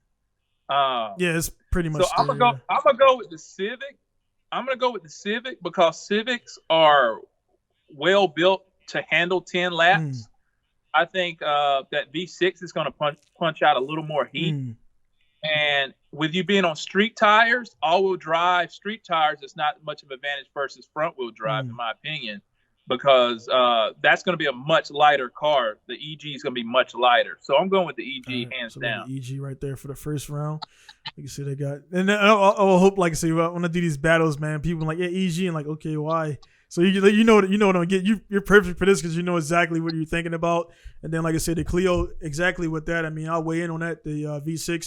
Being in this, it's a hatchback, but it's all-wheel drive, it's turbo, and the engine's in the back. It's MR. Yeah. So the guys who don't know the Clio out there, I learned about it from Gran Turismo 2, and that I definitely got to have one of those. Same with the Abrams hatch and the those different ones, man. I seen one up here in Memori, and I it's like, dude, like is it sitting there? And I want that joint, man. The Clio, I want to get one, even if I get like the cheap one and then build it up later. But it's pretty cool, man. So. And I will say I would give it to the Civic as well if it was the tables were turned and everything. So all right, so the next one we got the Civic for that one. Next one we got up again the same everything for all the cars 340 street radios, Suzuka 10 laps pro drivers, stock chassis, and we got the Evo 8 MR versus the WX STI Spec C Type RAR. That's like the late 90s model? Well, the Type RAR is like that. It's the newer one with the little teardrop eyes or whatever. It's the newer Spec C. Like what year model? I think it's like a 2000 something everything. If you look it up, it has those look like a fish eyes or something. Like they're not the old school ones. They're like the newer. It's a newer body. Oh, you talking about the Hawkeye? I guess, man. They got so many goddamn eyes, man. But it's the Spec. Yeah, you talking about basically like mid 2000s. Yeah. It's. I'm gonna go. I'm gonna go Evo because them ringlands gonna pop on the STI before you get the. Dude, you gotta have. No. Serious answer. Evo 8 MR, I think it's got a better yaw control all-wheel drive system than that earlier model STI. But like I said, this one, I don't put up a picture, man. But this one, when you check out the STI, the Spec C RAR, it comes up with it's the newer. It's like the 2000, I think like mid 2000. Like man, they changed so much, man. But yeah, whatever. Yeah, but go what you're saying, man. I'm gonna still go with the Evo 8. Okay. I've driven both of those cars. And now, if you would have said Evo 9 or 10, I would have went with the STI. Yeah. But that Evo 8 was honestly the best, mechanically best designed Evo of all of them. The 8. I think it's not non-US spec. JDM spec was the best. They have better differentials and everything else as far as the yaw control and all that. Right. But I think the Evo would win just because of the all-wheel drive system. The weights are pretty similar, and I think that the little bit higher red line from the Evo would help out a little bit too in the corners. Yeah, so I got the and it's all enough again. I go with the Evo 8 too, man. So like I already got my mindset on what I think is going to win, but I just want to see your opinions, man. So we got the again for the first batch, we got the EG Civic. Second one, we got the Evo 8 MR, and I'll put the picture in there so you guys can see which one I'm talking about. And then the last battle of the day is going to be the 890 Super versus the new 400Z.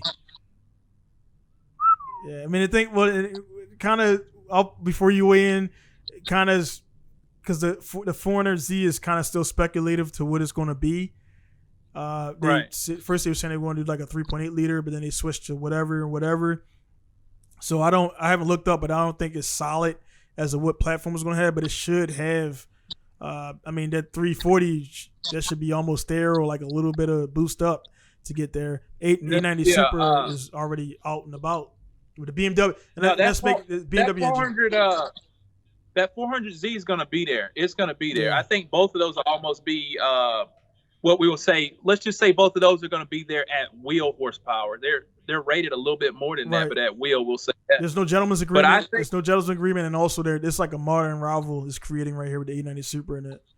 Oh yeah, and the fact that Nissan has the response, not the reaction to the Supra, means that they're going to come and make it more competitive. I think, and I'm 99% sure they put that VR30 motor in there, that Q50 engine. Right. Yeah, so basically that's a 3-liter twin turbo setup. And then we're talking about doing a light tune on those. I'm going Nissan all the way, man, just because you already know Nissan went and bought 10 Supras, put it on the track, figure out what they liked about it, what they didn't like about it, and they're put all those advancements into their car, plus a better turbo system, in my opinion. I'd rather have that VR30 than a BMW engine. So I'm going with the 400Z. Got you, man. So it's with that, man. It's like what do you? It's one thing, man. That really, we're getting older, so we actually it's a good thing, man. I said business is doing good. We're still surviving Corona, so we're getting to the point where we'll be, if we wanted to, go out and drop like 40K. Relatively speaking, on like a brand new car. But it's like, man, it's like it's like nothing really made for like the consumer anymore. Like everything is a straight top shelf. Like now, I mean, the GTR, the Z1R, the Hellcat, whatever you want to say, man, they're all in the 38, 40, 50 plus. 60, yeah. So it's like there's no longer any 21,000. There's no SRTs or. The SRT was like 24, 28 or something like that. SRT 4. Yeah, right on the 30. Yeah. And it's like shit, man, at that much, man, you're looking at almost $900-800 a month for a payment. You know what I'm saying?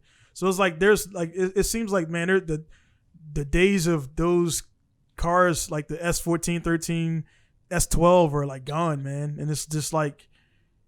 Yeah, it's sad, man, because the only car I can think of that falls into that range still is the Miata. Yeah. It's a 21 to 25, and then you got the BRZ. Yeah, I'm about to say, those are the only, BRZ. How much is those? Are only two. How much they run? So a brand new BRZ, it runs about 27,000. So I might be able to afford to use one now. It's been some time, man. Yeah, they're going now in the States, a used one. If you don't go with the Subaru BRZ, you go with the Scion, which is the same shit. Yeah. You can get one for about $8K. That's not shit. And that's about 100,000 miles. That's it, Man, it's right there, man. You just said $8K. We're in the game, man. We got cars, there's dudes spending 13, 14, 16, 17K on shit that they don't know the history about. Is rinky dink. Like, there's so many other cars you could buy for that much money that's modern, man. I mean, I love my 90s cars, man, but I'm like, dude, you just said you could buy 2 fucking BRZs for the price of that one clapped out JZ80, man. Right, exactly. Like, and then I don't care what you say. Like I've driven at least 4 or 5 brand new BRZs because my buddies have them. They bring them for tech inspection. Yeah. And I go out and drive them to make sure the brakes feel fine, all that stuff. Regardless what you say about the power, the chassis rigidity of a new car is unfathomable. Yeah. It's like we get in there we get in there with a mindset of like, I got S13 bushings, this. You get into that car, like, you think it's gonna sway? Yeah, you get into that car, man, it's that like thing just hook up in the corner. Yeah, you get into that car like, shit, man, everything's fucking done and it's smooth. It's full interior and it got power, good power to weight ratio. And I think even with that car, still to this day, man, the guys just didn't really understand what they were going after with that car. They weren't going after a powerhouse. No, they're going for a driver affordable car. And like that car does well on the track, man. It's kind of like the Miata, the NA and B, where those guys are like they kill in the autocross. They don't have to be crazy power, but it's very well balanced. A good driving seat, maybe change the torsion out, and then get suspension done. Like that's it. Yep. That's all you need, man. Yeah, that honestly, there was a guy that I kind of mentored a little bit on how to do mountain driving, how to do it safely and get better at it. And I told him, look, this is what we're gonna do. We're gonna buy you the TRD factory upgrade spring and strut from the factory. We're gonna put you some brand new tires, 245 all the way around, and we're gonna put you some great brakes on it. That's all you need to do. He was like, what about this? What about turbo? No, we're not going to do none of that. What about you want to go to LS? Right, yeah. I think the supercharged kit. Just like I know you're on an LS7. No, we're not going to do none of that. So literally, I set up the car for him. He drove it in the local mountains for a year straight, and nobody couldn't touch it. Yeah. Nobody couldn't touch it, man. Until I showed it my A86. This only got 180 horsepower. They're like, okay, now it makes sense why that car handles so good. Because I told him, look, let's just focus on you as a driver, not the performance of the car as far as horsepower. And once he understood that it was all about braking, handling, and getting comfortable with the car, his performance jumped dramatically. Dude, it's crazy, man. It's crazy. It's just crazy, man, that again, I have the shop here, man. I got the ability to build anything I want, but it's like, I think the recent trend and everything, all the crazy Instagram builds, and why I buy this, and why I buy that. It's like now I've gotten to the thing of doing more with less, man. Like, because it's like, yeah, I can buy all that stuff, but then like you notice those cars, man, like they just it's threes out there. So I'm not trying to knock anybody's style, because what they want to do is it's their car. So I don't care about it. Right. Not gonna lose sleep over it. But it's like, dude, like you're doing so much shit over what's required that you're making a bad product and bad results. And it's guys are just, like I say, when we come over there, that car's gonna be basic as fuck, man. It's gonna have power. Yeah, that's all we need. It's gonna have reliable axles, reliable drive shaft, reliable engine, and that's it. And the driver, like all that extra shit, man, you just building a car that's can't maintain. You can't maintain it. Yeah, exactly. If we're not in a position to have backup wise fab kits, so why are we going to put that on there? Or a quick change, Sicky quick change. I love Sicky, but we can't afford to have 3 of those backed up. What we can do is save $3-4 grand and have 4 extra sets of axles, 2 extra LSD diff, and go rip. Yeah, basic, man. Like, I mean, the quick change could be quick change to me has always been, it's not quick, but I have a 4.3, a 3.9, a 4.1. You're right. Go with a track. Drop one up. And it's not like, and honestly, it's not. The bolts they were just recently put on, so it's not like I'm sitting there with a damn blowtorch trying to get the fucking bolts off. They're already like ready to come off. You know what I'm saying? Yeah, dabbing with a little grease, they'll be ready to come back. Ready to come off anyway, man. So I can honestly, I could change a diff in a car, one of my cars, some other rusty ass shit. I gotta bust out the damn WD-40, scrape all the shit off, but one of my cars, from jacking it up, I could probably swap a diff in like 25, 30 minutes if I'm like in a hustle bustle. And you got to think about it. We're gonna have the truck, so we can pull it up on the truck, do it underneath. Yeah, man. So it's that's just my thing, man. And people might say, "Oh, you can't." People like, "Oh, you hate me because you're like, yeah, I can fucking do it. I can do that." But it's like I won't, because it's like I just don't. That appeal that they're trying to get to, having these crazy builds, everybody is seeing, man. That's for when you got that blank checkbook from Ford or whatever. Or right. But if you're funding yourself, man, you got to build within your means. Just like living within your means, man. You build within your means, and it'll be that, man. I think a lot of guys do that. And I'm going to this event on the first. It's a Nissan event. I'm taking a GTR. I'm taking a 1UZ S13. Get people eyes on so they want to buy it.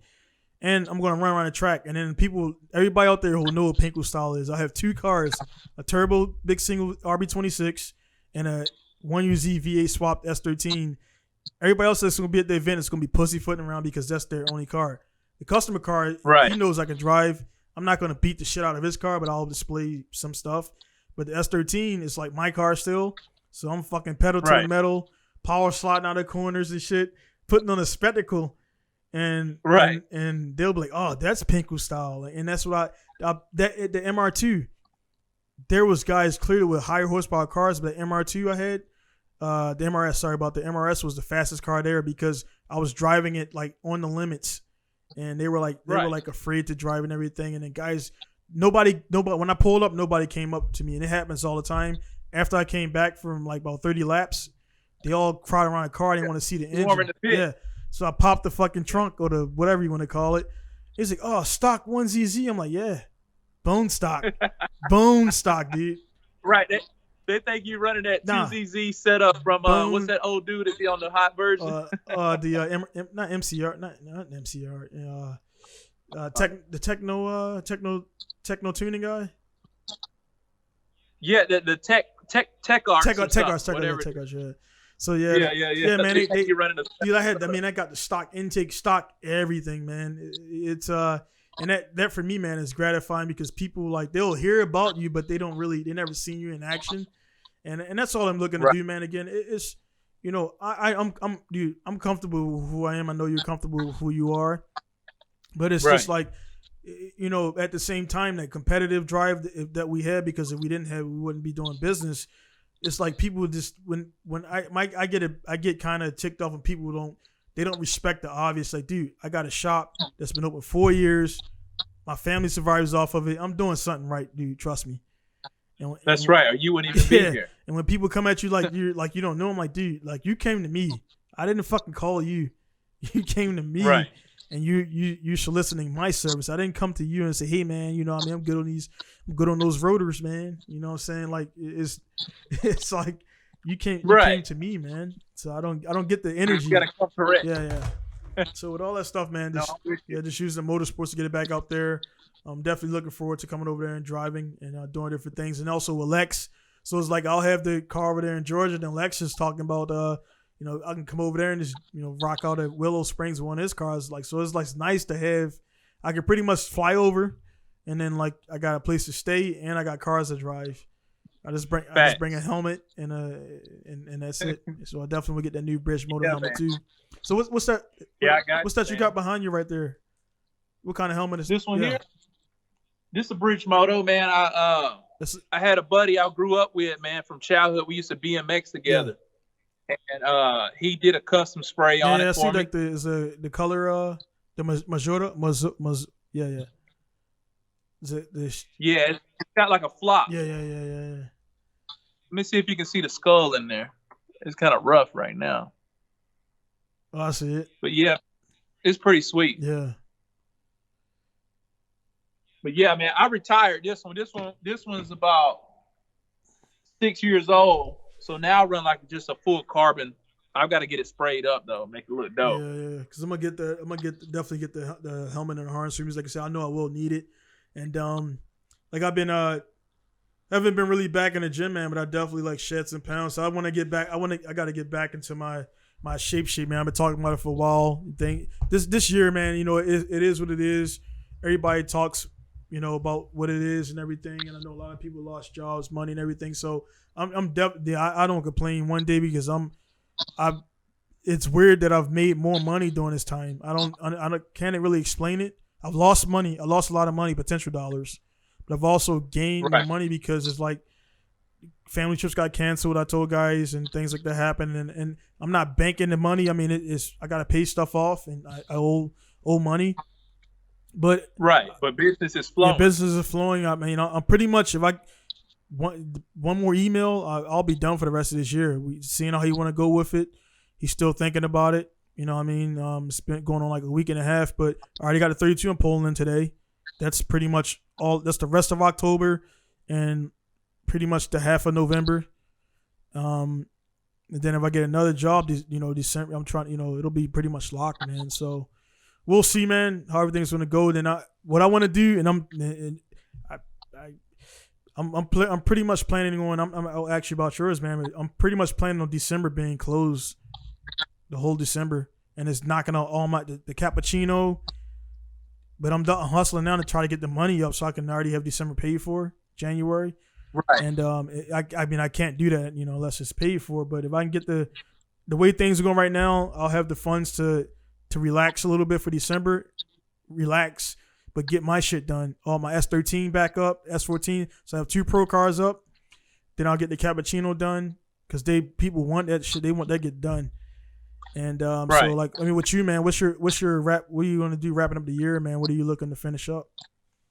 Yeah, so I've got 286s that I'm finishing up for customers. Yeah. One of them just waiting on a fuel tank that's been on back order for about 3 weeks. Yeah. So once that comes, I can finish his fuel lines, and that car's done. That's the white one up there. Okay. And then I've got another one. I'm doing a 4AGZ, supercharged swap on. I just finished building the custom lines. I've already rebuilt the engine, so it's going in this week. So my goal is to finish those 2 up. One definitely by the end of this month, and the other one by the following 2 weeks. And then from there, I want to spend the latter half of November, and hopefully, if funds allow, December, finishing up the little stuff I want to do. I'm doing a transmission upgrade on the S14, and then I've got an S13 hatch that I want to build. I've got everything for it. I've been buying everything I need for about 2 years, so I want to finally start on it. So that's my goal, man, to get both of my Silvias good to go, and come out into 2021 stack, ready to roll. Yeah, man. I've got all my rotaries. It's funny. I've got RBs and SRs and all that stuff, but all my rotaries run and drive, and my RBs are waiting for me to finish them up. Yeah, man. So that's like because I remember when I first seen you trade the S15 and everything, man. So that's S14 with S15 front and everything. So I definitely seeing the pictures and everything, man. I definitely want to feel that thing, man. See how that thing look crazy, dude. Yeah. It's beyond crazy. Yeah. It's like it feels like you took a drag car and designed it to actually turn. Yeah. And literally no joke. I could like an old school, like my dad used to say, I could tape $100 bill on the windshield. You can get it. It's yours. Yeah. You wouldn't be able to get it until I let off of that thing, man. That thing looked crazy, man. Like, how much power does it make? So at 21 psi, it makes 800. Shit. But yeah, if you bump it up to over 25, it'll crack 1,000 to the wheel. Yeah. What's the like internal engine specs on there, like for that stuff? For the guys who don't know about it. So it's RB30 block, 3.4 liter stroker kit, 86.5 millimeter pistons, all forged, spool, basically a spool import kit. Top end is 276 cams, full valve train, enhanced springs, basically built springs, a little bit more lift. I think it's 12.5 on the lift, and just poured and polished. And so the turbo setup is a twin 3071 Garrett GT turbo. So basically, each one of those turbos is rated right at 600. So 2 together, it could technically make around 12, but that's way too much power for a rear-wheel drive car. Yeah, that's not set up for drag. Yeah, man, that's crazy, man. Definitely must see it. And I can say, man, that going back to like right there with all that stuff you just laid down, which I know is much more to it. Like you'll take the S13 coupe over there, which they don't know is the SR in it. You take that to AutoZone, and he was like, "Man, what you doing with that piece of shit, man?" Like, he's like, "You ever think about getting something else better?" Like, "Nah, I'm good." They don't even fucking know about it. I have people do that, and they're like, "Man, you need that paint." I was like, "No, man, I'm good. I can't even afford a paint." Yeah, I say shit like that, and I just keep rolling. Keep them guessing, man. I'm not the guy who'll be like, "Well, let me show you my phone. Yeah, let me show you what I got." Dude, those guys, man, it's like the unsolicited phone showers. It's like, I didn't act like you just kind of like, I'm like, hey man, I'm busy or whatever, but like, yeah, dude, cool. Like they just Like, bro, okay, you got what you got, man. Like, I just I remember back in the day, and I think I'm like this now. Back in the day, I was one of those guys where I wanted everybody to see what I thought was cool. Like when Initial D came out, I actually kind of was receptive because everybody did get into it. But I had a few buddies that was like, no, I don't watch cartoons. I was like, all right. And I was like, nah, man, it ain't cartoons, man. It's anime and all this stuff. And I'm like, dude, he be gutter running and shit, and he be doing all this stuff. I was like, I'm talking this shit. I'm getting like mad about Takumi. It's like, like, and then something switched, man. Like around about 26, 27 for me. I was like, dude, I'm into what I'm in. Fuck everybody. I mean, I don't want to say it like that, but it's like I do what I do, and I'm not trying to like bring people on. Like I'm not trying to like I guess change people's minds. Yeah, you're not looking for gratification in others. You're gratified by you enjoying it. That's it. It'd be even games and shit. Like people be like, man, Metal Gear sucks. I'm like, nah, and it doesn't. You know, I'll put it out there. Metal Gear doesn't suck. But people be like, nah, man, I like Cypher Filter and shit. I'm like, Sam Fisher, man, that's like the fucking knockoff Metal Gear and shit. Like you want some that shit's like that Cypher Filter is like fucking Forza to GT. It's easy as shit to play. And it's like Metal Gear makes you think like, oh, I got to go all the way back over here and freeze my cards and shit. I'm not sure if you ever played Metal Gear, but it's like, of course, man. You got to go back all the way to the snowboard and make the card cold. Yeah. And like shit, like you got to unplug the damn thing so the dude can't see what you read your movements and like. Right. Kojima, man, he was way ahead of his time. PlayStation 2 and shit. And everything, man. So they got the all that stuff on there, man. But again, I used to be like, I used to get into almost fights about Metal Gear. I'm like, dude, no point. I'm not getting no money from this shit. You know what I mean? I even try to hit up Gran Turismo. I'm like, dude, I'm an American in Japan pro driver, and Grant was like, they didn't no response. I'm like, hey man, you know they got their thing, and I'm not, and even still, I like what I like. I don't like what I like, and that's it. And that's it. So guys come here and they see the GT and whatever, and they say no Xbox. I'm like, dude, nothing against Forza. I just don't. GT is it works for me. It's man. what you enjoy. Yeah, I've had people be like, I've drive the Civic to the gas. I'll drive not the Civic, the FC to the gas station. Yeah. Dude be like, man, that's a clean FC, but he's like, but the FD's better. I bet you wish you had an FD. I was like, yeah I do. I wish I did. Yeah, dude. Yeah. That shit's hilarious. Like, man, right there, man. For the young guys there who I mean, we're about an hour. We just hit over 2 hours, some wrap up a little bit, but guys out there who watching, man, listening to this point, man. Again, you got two dudes, you know, who I mean, we self-built our companies, man, and it's like we could. I mean, honestly, you're in a position. I'm in a position where we could be those dicks, man, if we wanted to be. But when I grew up, man, I told myself I refused to ever allow a piece of plastic, rubber, and metal define me and who I am. And then when I came in the game, there was guys being straight up dicks because they had back then they were like our age and they had the S2000s when they were hot. They had the, you know, whatever, and they just would talk down to us and like, oh, these shitty ass cars or whatever. And I was like, man, if I ever get to that point where I got something decent, I'll never be like that to like a young guy, because I've talked to many young guys, I'm pretty sure you have too, where you just make their day by showing them the car and talking about the shit, and they be like, dude, this guy is actually talking to me. And right, they expect you to be a dick, and when you're not, they're like, man, you're so nice. Why are you nice? Like, that's how I hope everybody would treat me too. Yeah, man. That's why, and honestly, that's why I don't do like the joint I posted, the Nissan meet. I'm pretty sure you see me share it. Only reason I'm going because it's supporting a fellow shop owner, and it's actually a track. It's a track meet though. It's a meet at the track, so it's combining like meeting, and I'm gonna be on the track the whole session, so they could be out there checking out the cars and whatever. I'm gonna be on the track. So they'll just standing on the side watching me fly by with the V8 and the RB, and like then I think my guy is kind of like worried because he's like, oh shit, they're gonna start going in my shop and everything because they'll see the performance. We're like, no, we cool and everything, man. But it's like I don't do cars and coffee. I like not like for your events that you organize. It's cool because you got people that's gonna be there to know about your shop. But like And you got to think, every one of my events, we're on the mountain afterwards. We go to man. So it's a mixed event. It's not just to pull up in a lot And the way they do it here, man, is they got the they pull up in the lot and it's a car meet, but nobody meets.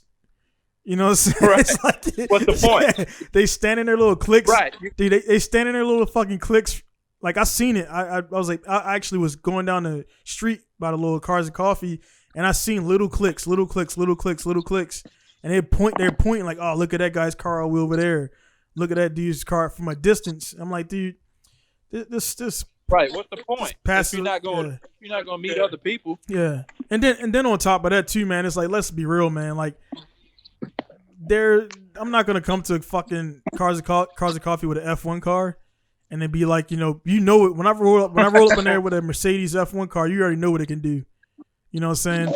You know what it does. Everybody in those car meets have the potential, but not really, because they won't push it that far, and also they don't realize HKS shit breaks, Touge shit breaks, everything breaks if you're gonna do motorsports eventually.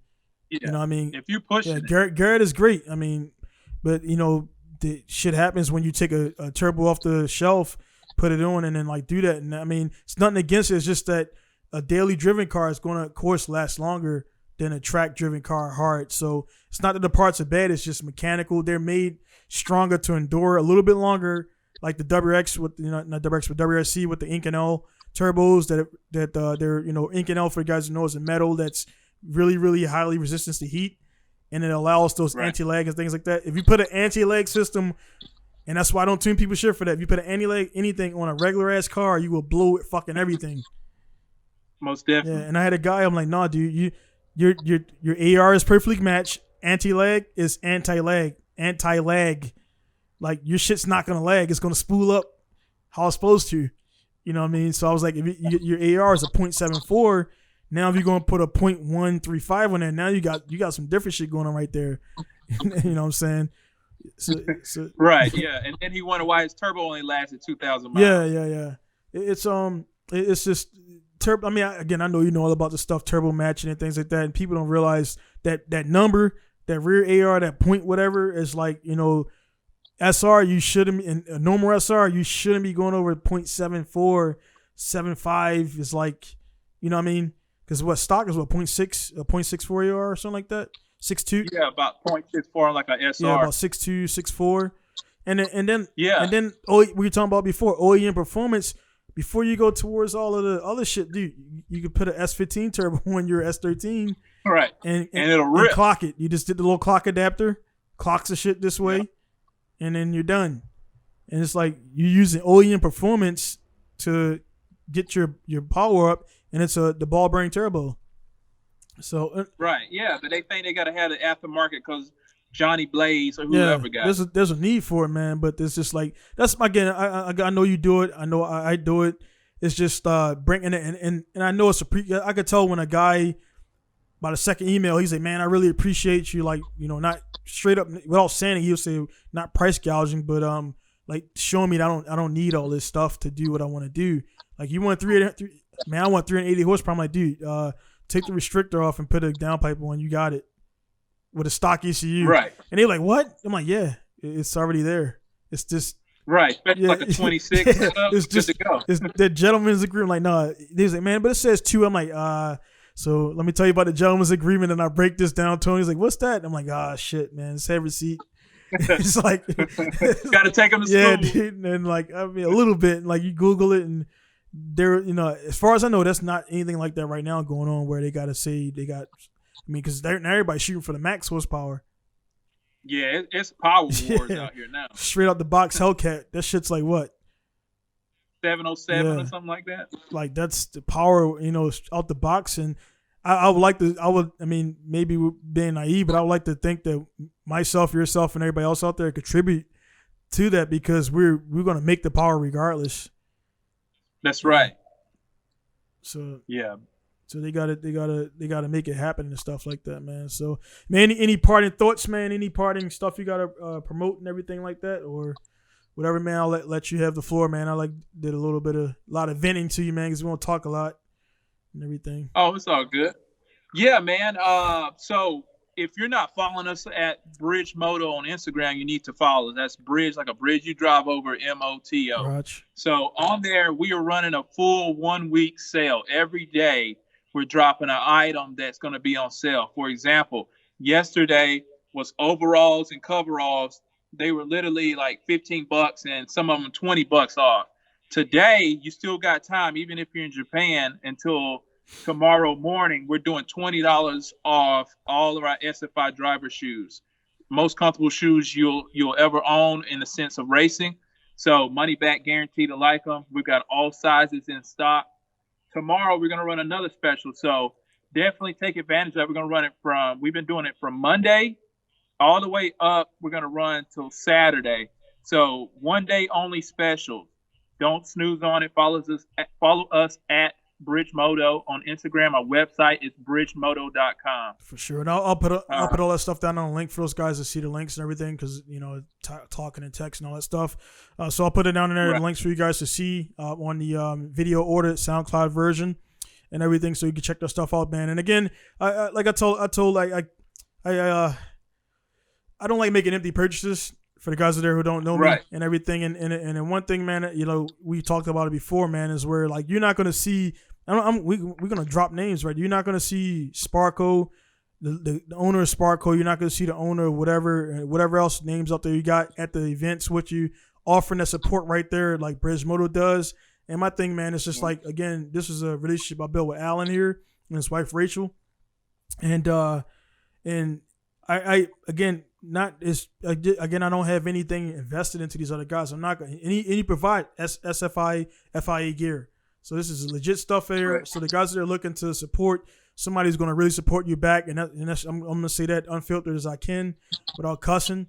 But support somebody who really gives a damn about you, because those other guys, they collect money every day, and they don't give you some generic ass feedback. So what I mean. I'm just gonna tell you like that, man. Like, I mean, I'm not. I mean, there's no reason for me to buy any other gear for anybody else, because again, you provide everything I need, and I'd rather put that money in the pocket of somebody I know and still get an item and good service and things like that, and it's going and it's research and it revolves, man. So that money eventually.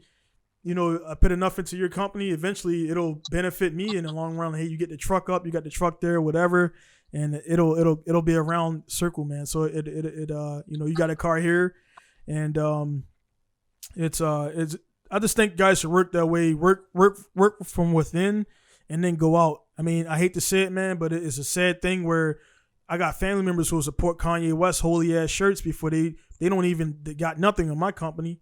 I'm a full up international business, so it's like you can be sad about that shit, or just take it like, hey, they just don't know. You can't fault them for what they don't know. But for me, and I'm never going to give my money away to somebody, and if I got somebody in my circle that does what I'm about to spend money on, like, nah, dude.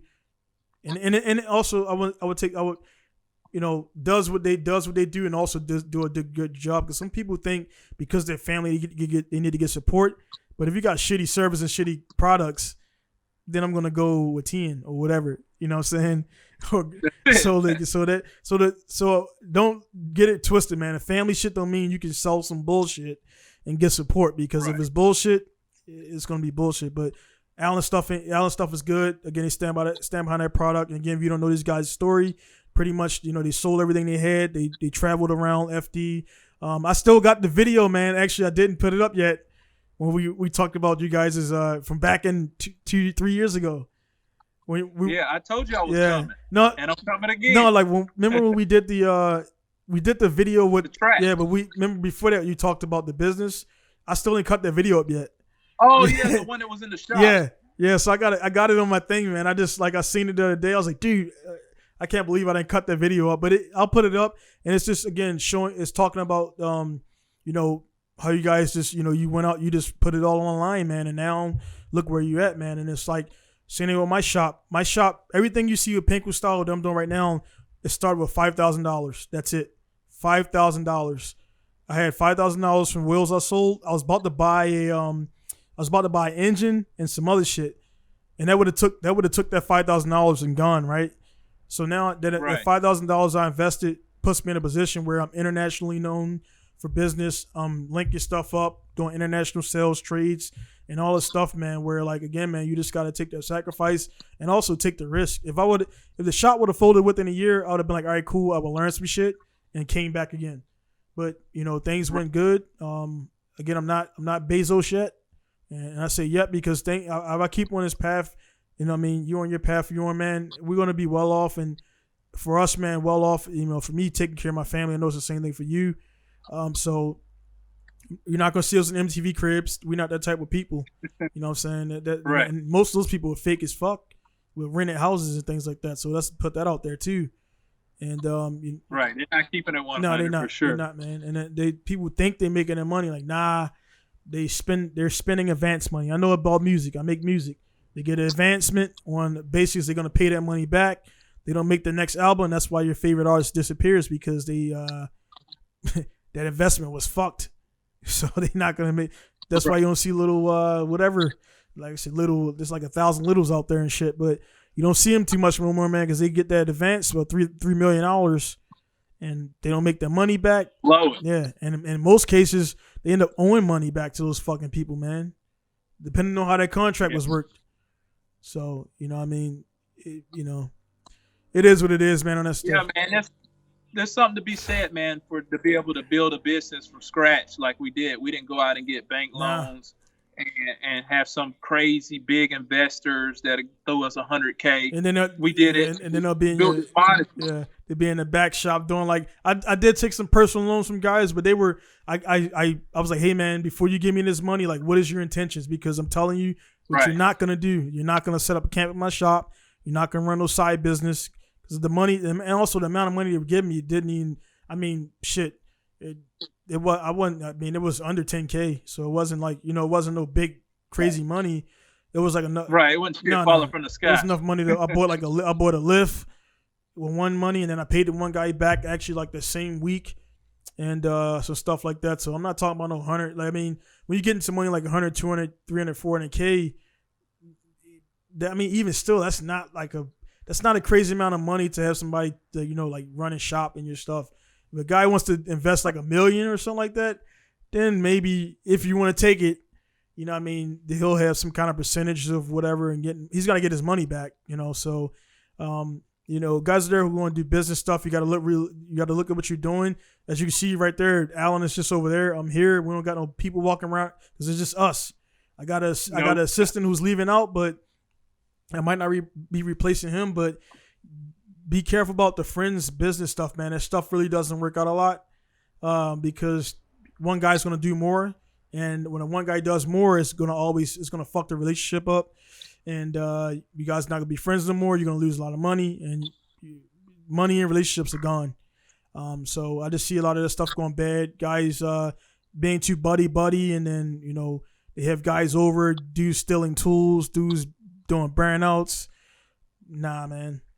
Not yeah, man. Not over here. That's why we rock solo, man. I never put my livelihood in the hands of somebody else. Man. And one of the things I believe in too is, and for the guys that want to do their own business, I don't care what field it is. Just one of the things that always stuck to me is don't feel like you need anybody else to accomplish what you need to do. You can learn to be better at finance. You can learn to how to do the paperwork. You can learn how to rent a business and do a lease. And the cool thing about it, we live in the 21st century with internet, man. There's no excuse to not learn. And you're going to have people that you're going to go to what I call your warm market and tell them about your idea, and they're going to shit on you and say that, and they're not going to support you. But don't look for support from people that Right. Look for support from people that you're solving a service or product for. Those are the people that need your support. Right. So that's that customer who needs his tires changed if you're going to open a tire shop. Right. That's that customer who wants authentic sushi if you really want to own a sushi restaurant.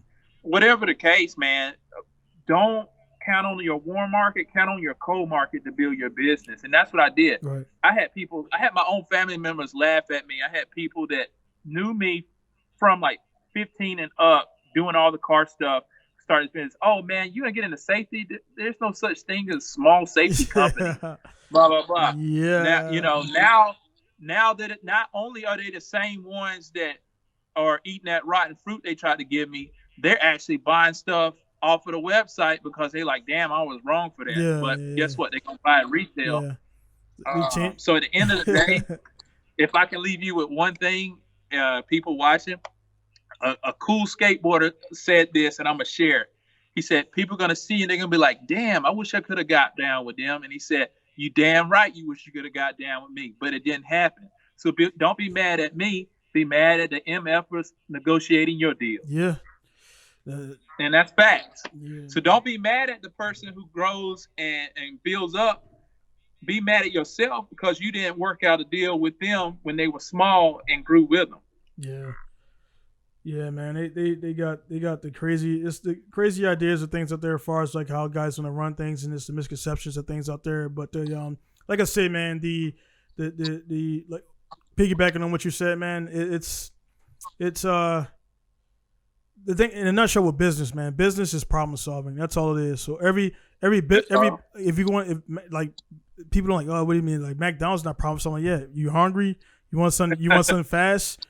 It ain't really the healthiest stuff, man. But like every business out there is a problem solving. Like we get paid to solve. We're solving problems. Like people don't realize. They're like, oh, it's not a problem. Yeah, it is.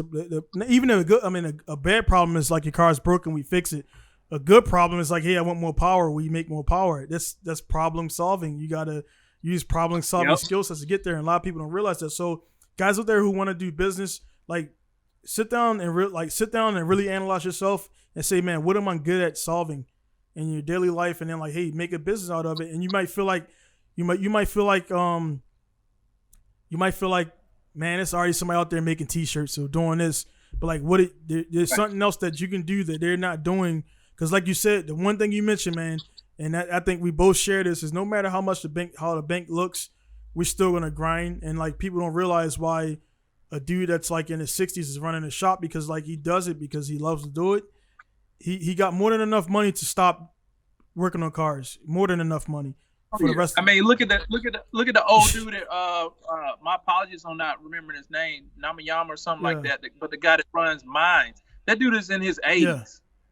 But guess what? He's in that shop every fucking day. Man. It's just the way he got there and everything. He does all that stuff. I'm pretty sure if he's 80, all of his kids are grown. If he got kids, he got kids. Right. You know what I'm saying? So it's a different thing out there, guys. But like I said, if you're looking to do business and things like that, again, you just got to figure out what you can realistically provide. Because if you're gonna go half cock, you're gonna waste a lot of your time and money. And like it ain't for everybody, man. Business is not for everybody.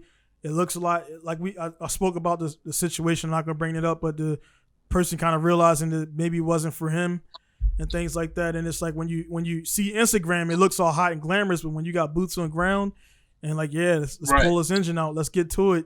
Like you seeing the bits and pieces on Instagram. You're not seeing me here 2-3 in the morning doing this stuff or whatever and everything. So it looks cool, but like when you're actually here, it's a different thing, man. And like that's the biggest thing I think with people, man. They want to play and do business.